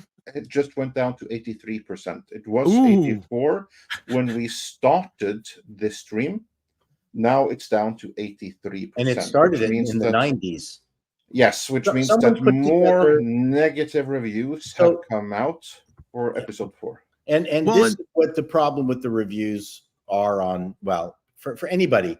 Someone put together a list of Rotten Tomato numbered interviews, like at night. What other shows or movies rated at 92, right? And as you went down the list, you went, okay, how on earth does the Acolyte compare to Game of Thrones? Yeah. Like, But let's they're both at 92. You have to be completely embarrassed as a critic to have rated both of these at 92. There is objective difference between those two shows, right? Well, that's Or what I The was getting at. Sopranos. Exactly. How Yeah. is Sopranos at a 92 and Acolyte is at a 92? Like, how? But let's take a moment to clarify one thing, though, because when both of those are 92, that doesn't mean that the critics have come together in a room and decided that we rate this thing 92% out of 100 possible. That's not what it means. What Rotten Tomatoes means when it says it's 92%, Right. that means that of all the reviews which are out there, 92% of them were positive. Now, Right. it doesn't say if they were very positive or Right. mildly positive. Like, for instance, if you have the most cookie cutter movie you can humanly imagine, that is so boring that no one really cares too much about it, but it doesn't have anything so overtly bad that you can say, yeah, this was so bad that it got into boring, that it got into bad.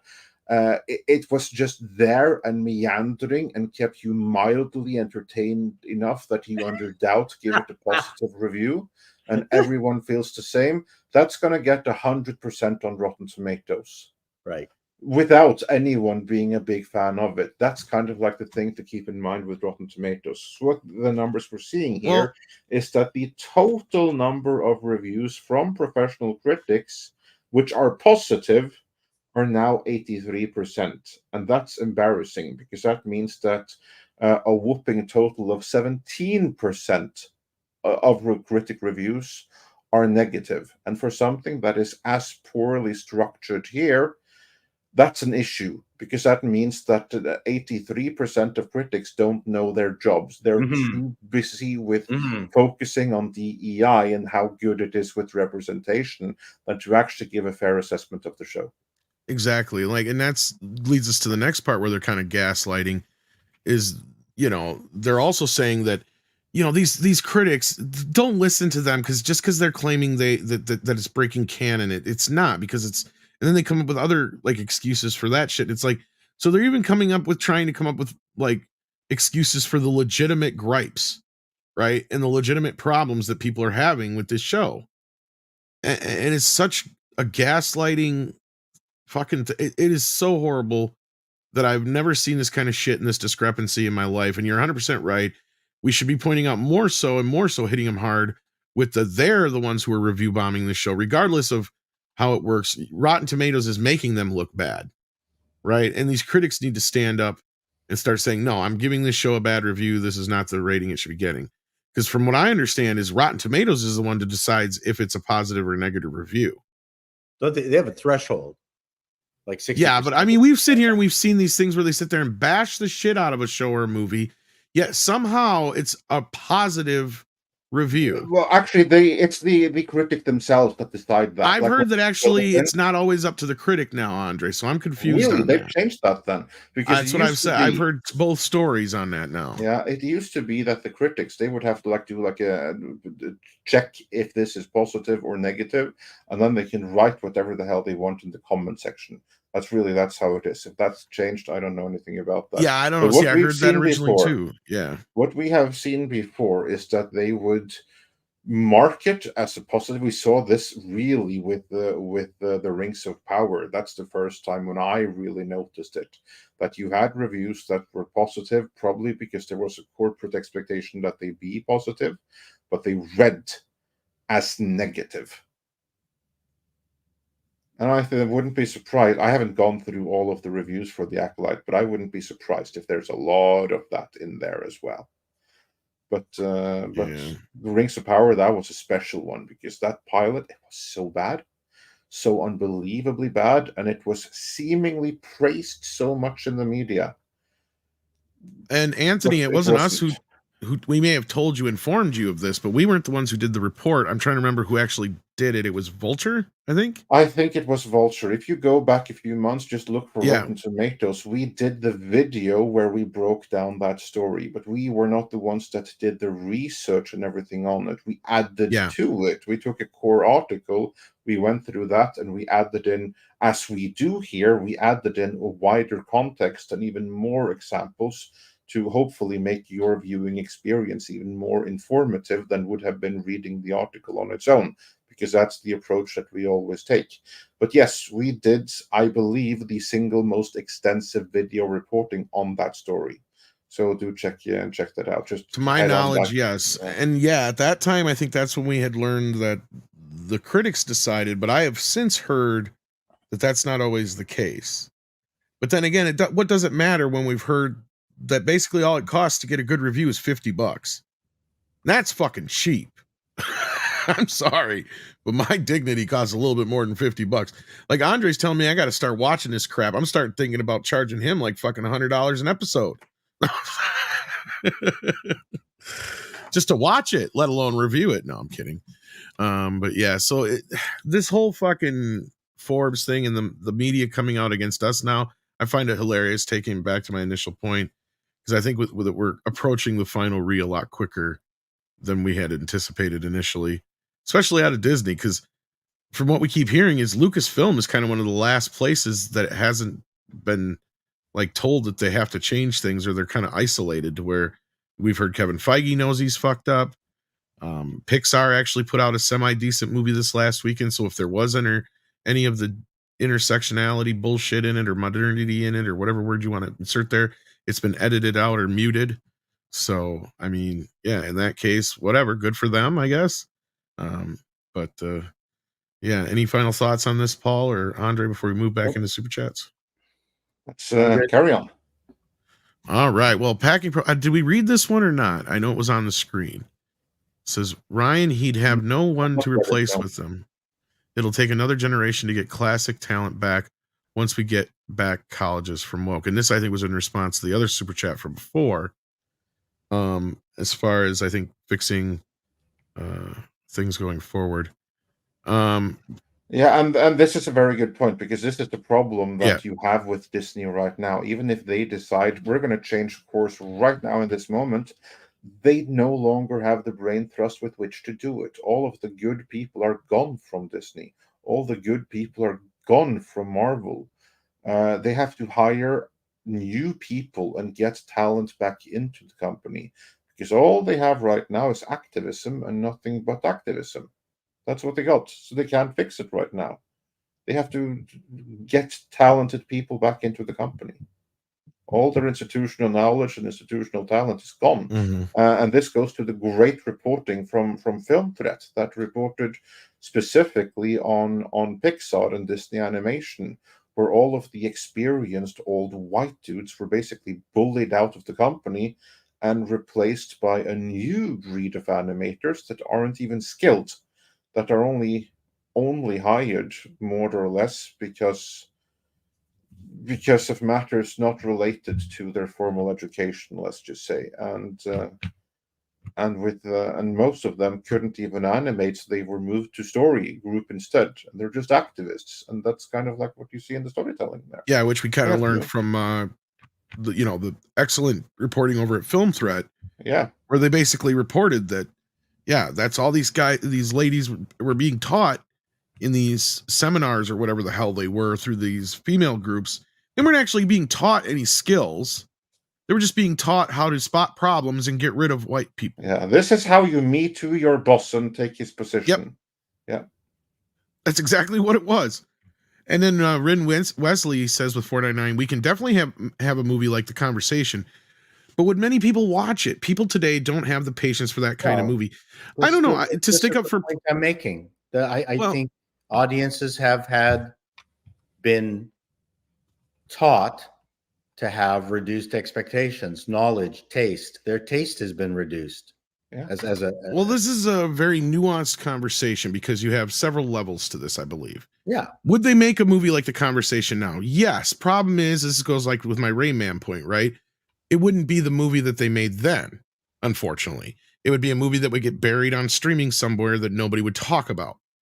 As far as the audience, yes, I also agree. This is the point that Scorsese and Tarantino keep making that people don't always understand, but I get what they're saying. And if you can grasp the point of it, is that this entire generation that we have now of kids that are in their 20s now and such, they've been raised on nothing but Marvel movies and Harry Potter stuff, right? Like they wouldn't know what to do with a movie like The Conversation. Hell, I even brought up the other night how a movie like Hear No Evil, See No Evil would not even get made nowadays. I mean, how many comedies can we go through, Paul, that obviously wouldn't get made, like Blazing Saddles and such? And that might even lead us to our next topic here before we lose you, because I'm sure that's why Andre brought it up in the background. But like, I mean, comedies especially, like you can't make any comedies like you used to. If they tried to make something like Hear No Evil, See No Evil now, it would be the most outlandish DEI piece there ever would be, because you'd have a blind star and a deaf star in it, because they wouldn't make it any other way. The people make this post assumption that comedy has to be controversial to be funny. Arsenic and Old Lace is not controversial.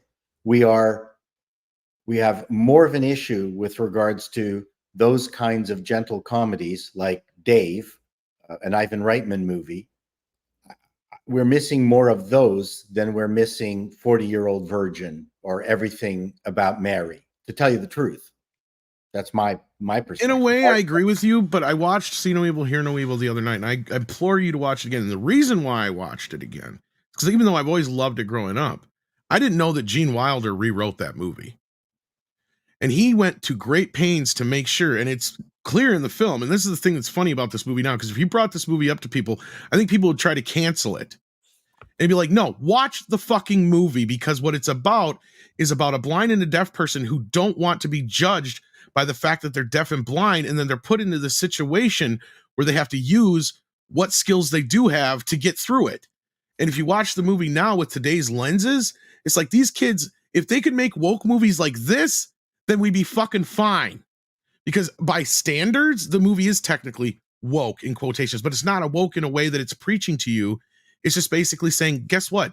Just because these guys have handicaps doesn't mean they can't do shit. Right. And that's not what they want to be defined by. Right. And that's the problem is that's all woke is now is my definition is I'm a blind gay black person.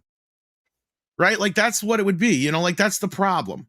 And this is, I think this goes for drama. This goes for any other fucking thing where it's everything across the board. And this is the problem. This is the definition of woke. It's the virtue signaling of this problem that we have today. That's the problem, is the virtue signal problem. So you couldn't even make a movie like that anymore. That's where I agree with that. That movie is that it was a vehicle for two comedians at the top of their game and two people who really adored each other, right? Absolutely. But my point was Gene went through great pains.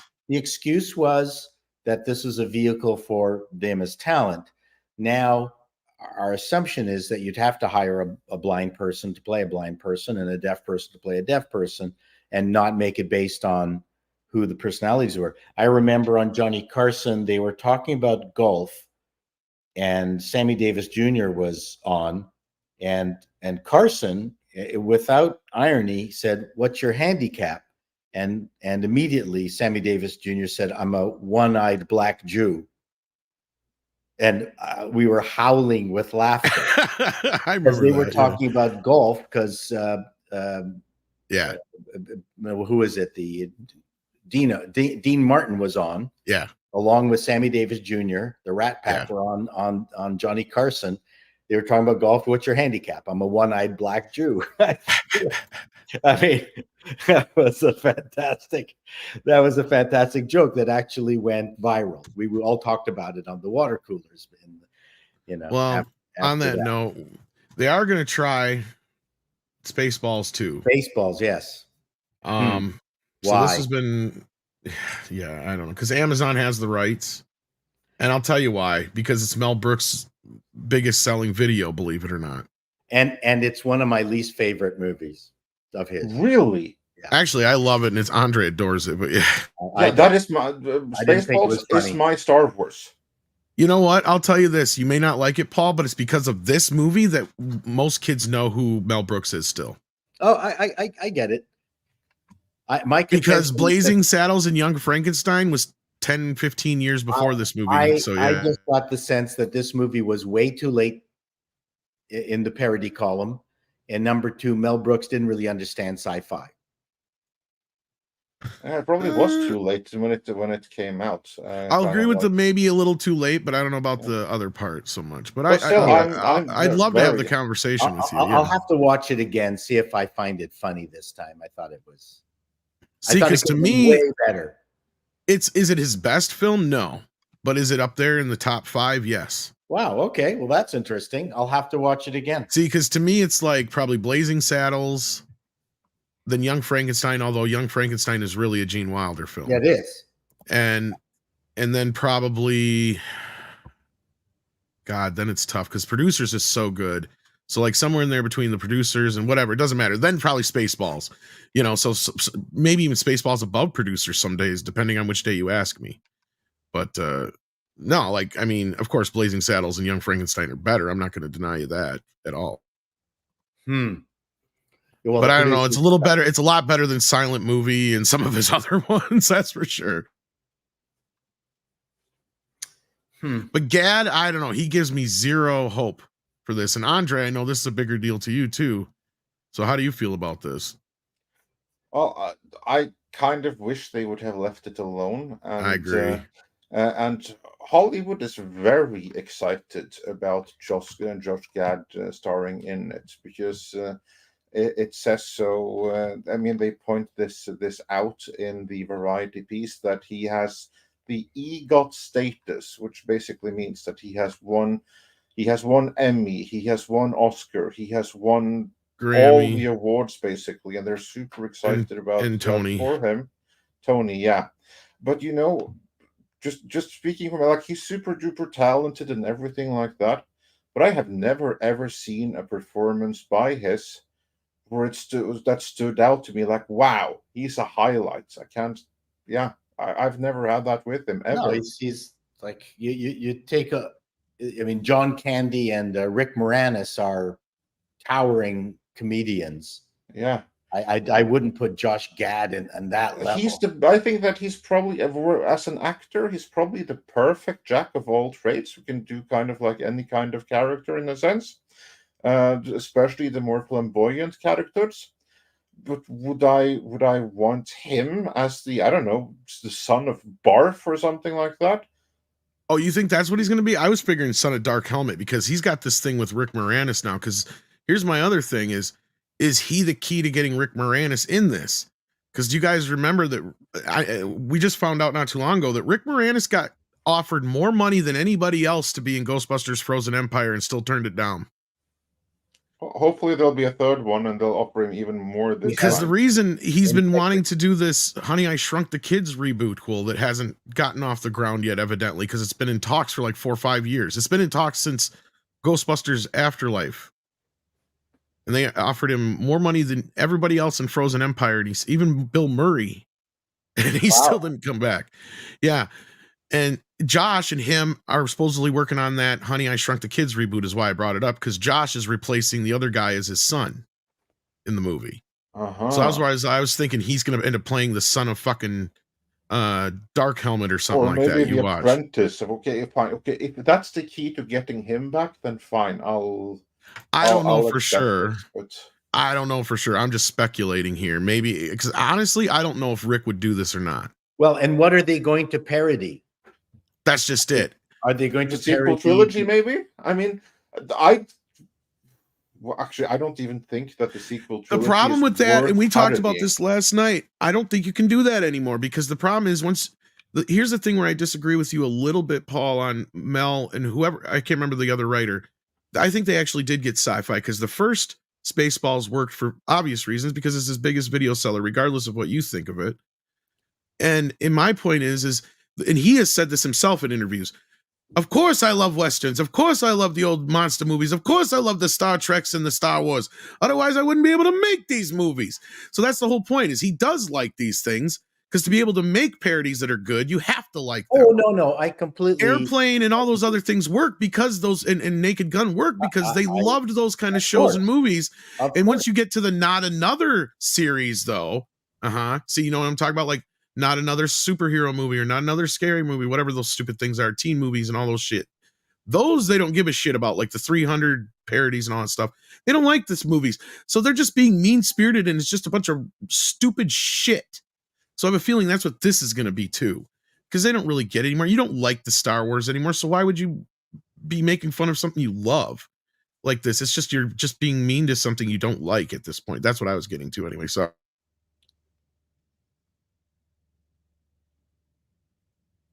yeah, I didn't mean to kill the conversation with that, but that was my point, was like, I just don't think you can do it anymore, because what is there good to parody? Well, right? I mean, like, you could parody the DEIing of Star Wars. Is that really parody though? It's reality? No, but you could make fun of it. You could make the fun audience of it. wouldn't care. But someone like Josh Gad isn't going to do that. You'd have to have the South Park people. It's funny you mentioned that, Andre, because that's who we said are the only people, Trey and Matt, are the only people who could come on board with Mel and make this fucking work right now, and that ain't going to happen. And Script and I could only think of one good joke you could do, because otherwise the problem is it's just going to be another bunch of greatest hits of the first movie. The only joke we did was a one-up, was where you have the same joke as the videotape in the first movie, but instead you stop the movie to actually do a streaming a commercial for Mr. Coffee in the middle of the movie, to make fun of streaming shit. But that's like the best joke we can come up with at this point. Yeah, I mean, the Mel is out of gas. I don't need. I don't need to see this. His History of the World Part 2 was beyond wretched, and just not funny. Even I mean, his misses were huge misses. Men in Tights was terrible. Yeah, it's not great. It's aged better than Dracula Dead and Loving It, so I'll give it that. But the other problem with this too is you've got the writers. Okay, it's the duo who wrote Teenage Mutant Ninja Turtles Mutant fucking Mayhem, Pokemon Detective Pikachu, and Addams Family 2. What?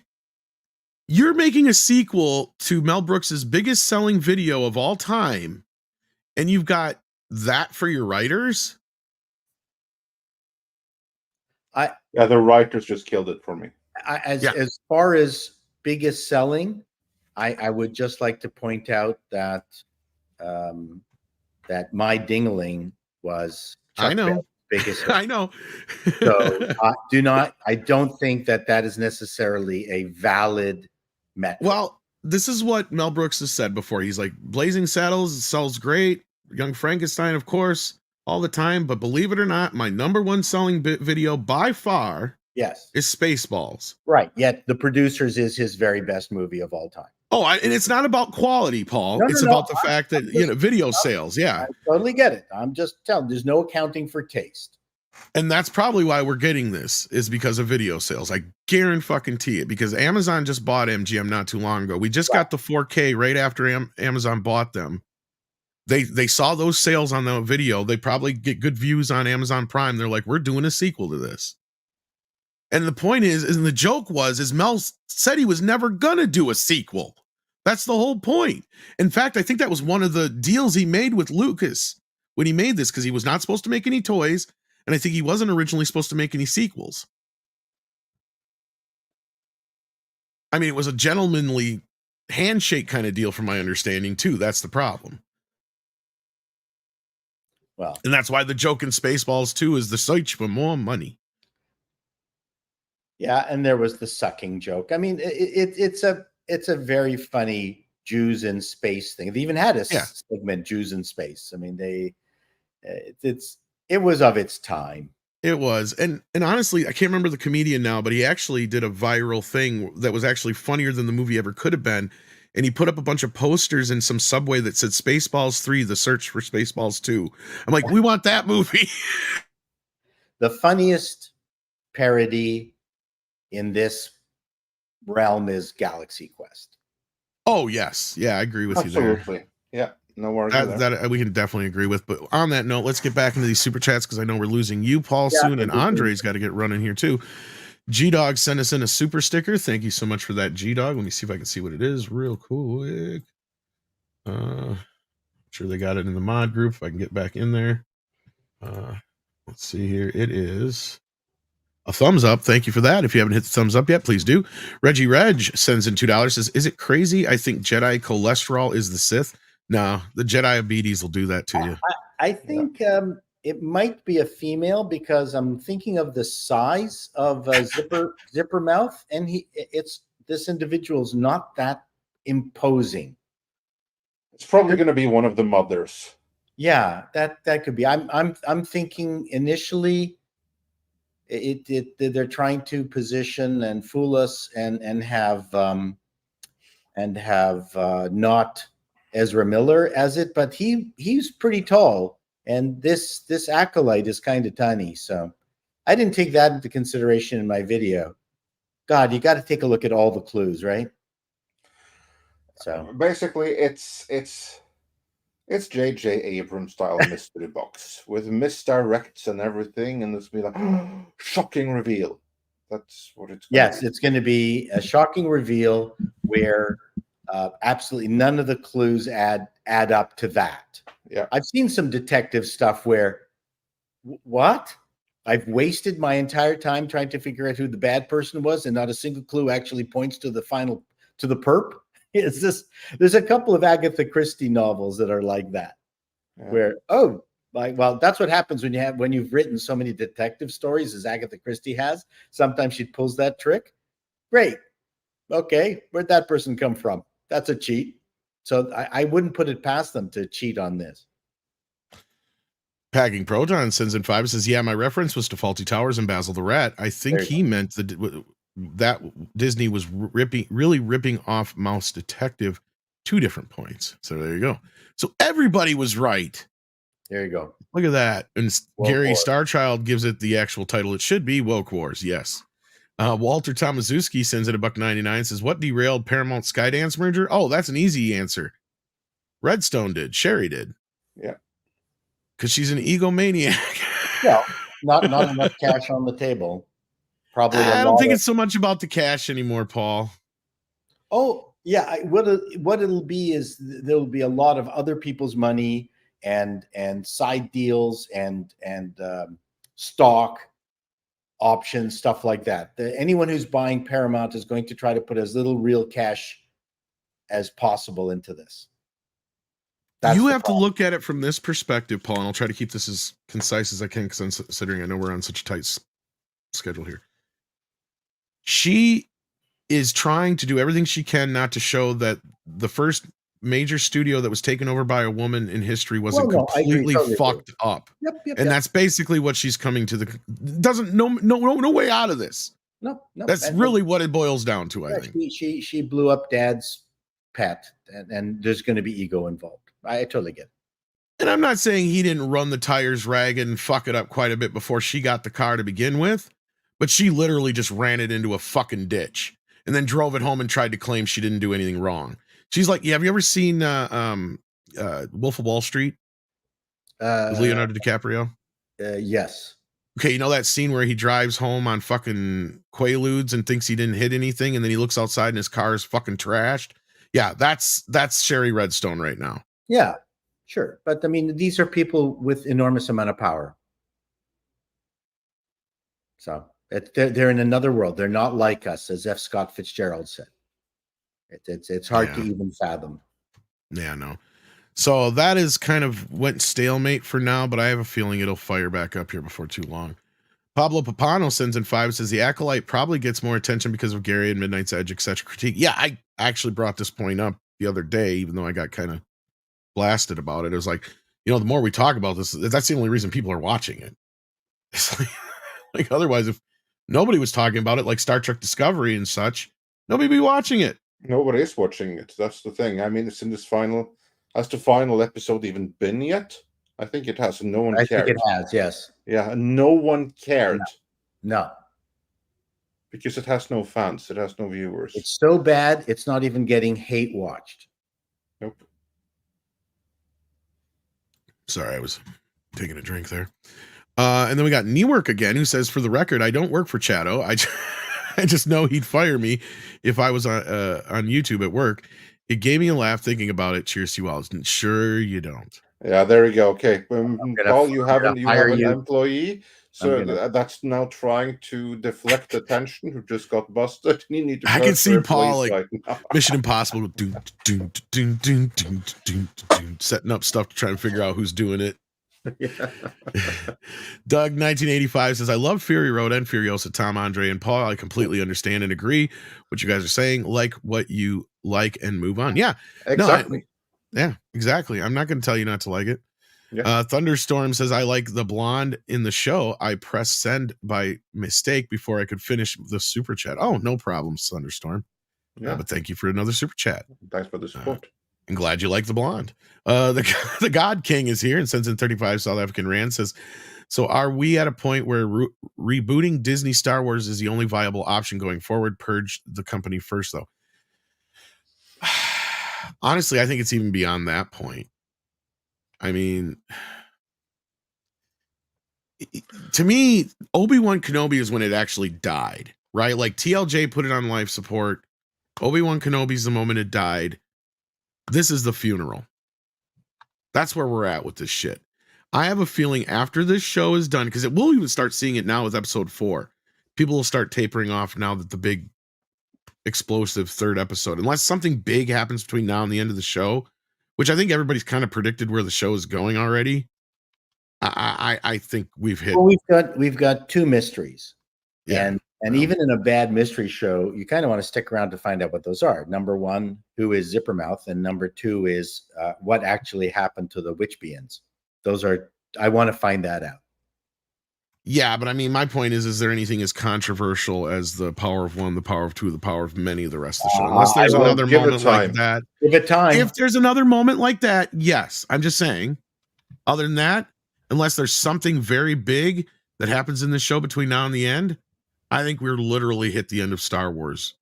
Because I don't think there's anything left that people are that interested in. They can make more, but it won't have viewership. That's the issue. Because I think you pointed this out, Andre, that even on Grace's little thing she did on Twitter, X, whatever, poll, I just couldn't think of the word. she even had an option where you could write shit in, and people didn't even write in the Ray movie or anything like that, and Grogu didn't even win the race. So like nobody's interested anymore, I don't think, as far as the main viewers. That's like the thing. They can keep on making more Star Wars content, but they're not going to have the viewers to justify it. That's the issue. Well, just like Star Trek, it'll be another Star Trek where they can pump out series after series that no one is watching.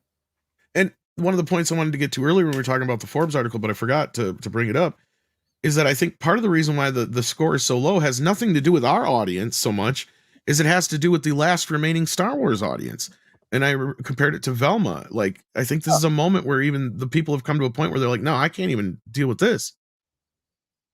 You know, they can put up with the other shit, but they can't handle this anymore. And I think that's part of the problem.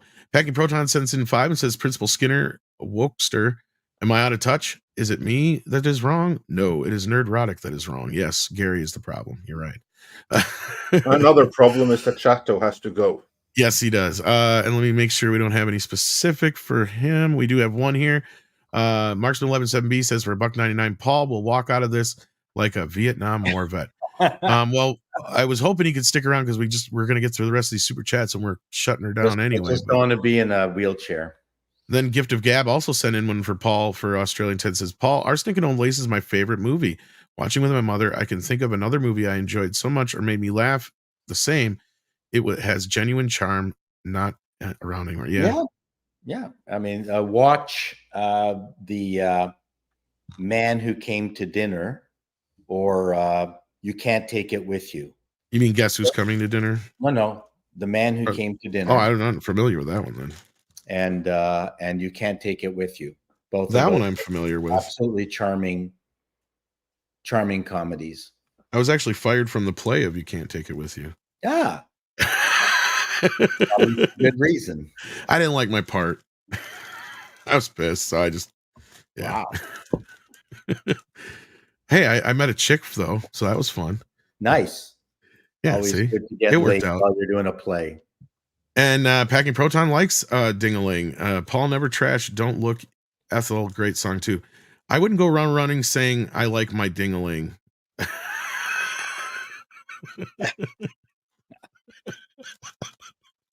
Yeah, the streaker.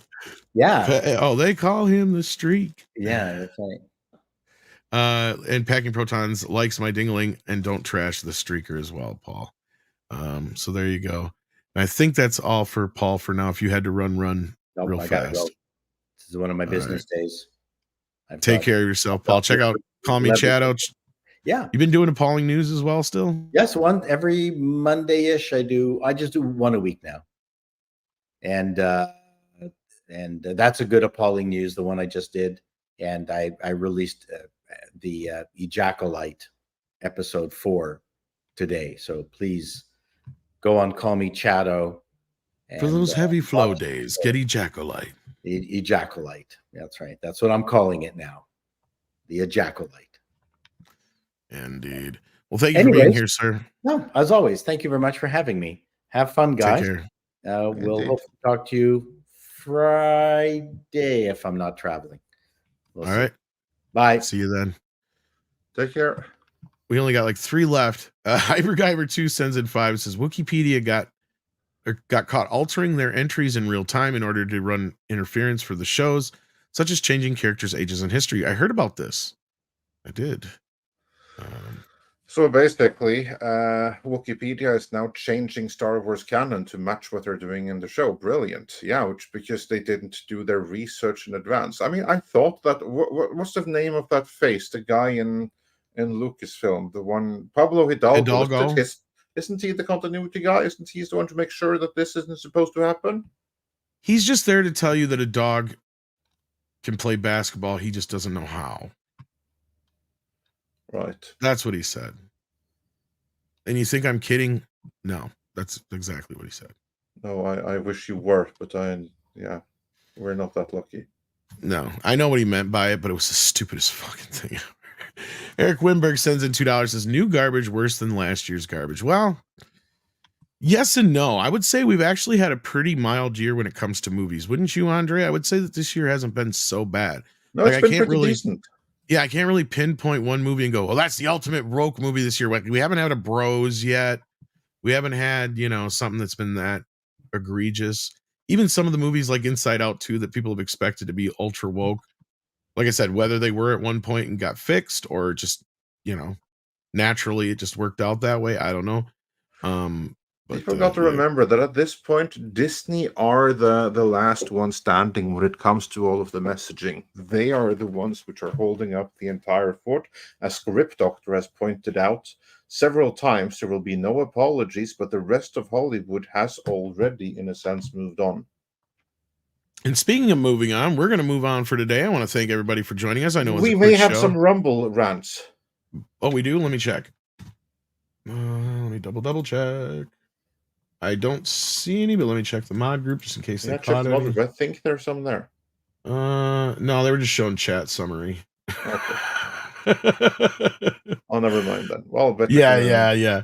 No Rumble love today, but thank you for checking us out on Rumble if that's where you're at watching us, or if you're on the YouTube side, or if you're even on X watching on my X now, because Andre still hasn't got the X set up like it. Oh yeah, I have to talk about that.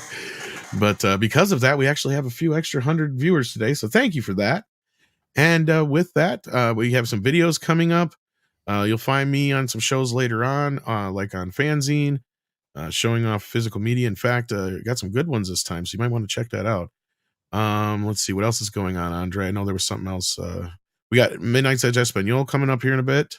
Yeah, so check that out. Head on over to Midnight's Espanol, where the guys will take over. This stream redirects to that, so you don't actually have to go anywhere. Just stay put. Indeed. And anything else we should bring up? I'm sure. I feel like I'm forgetting something. Last night we had if you haven't had, because I wanted to talk about it today, we just didn't have time. But if you're interested at all in what the hell might have happened with Friday the 13th, check out our conversation last night with Robert Meyer Burnett over on Midnight's Edge After Dark.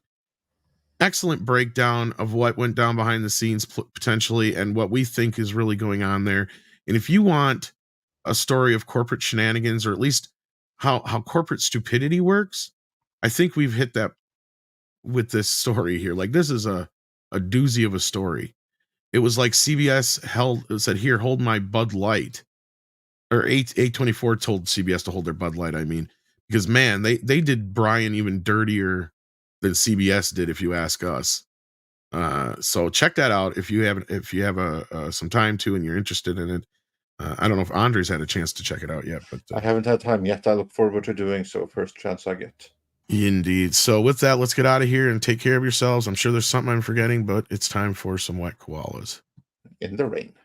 Koalas in the rain. Koalas in the rain. No fucks given. Koala. Koalas in the rain. Koalas in the rain. Thank you for the super sticker, Jesus Davila.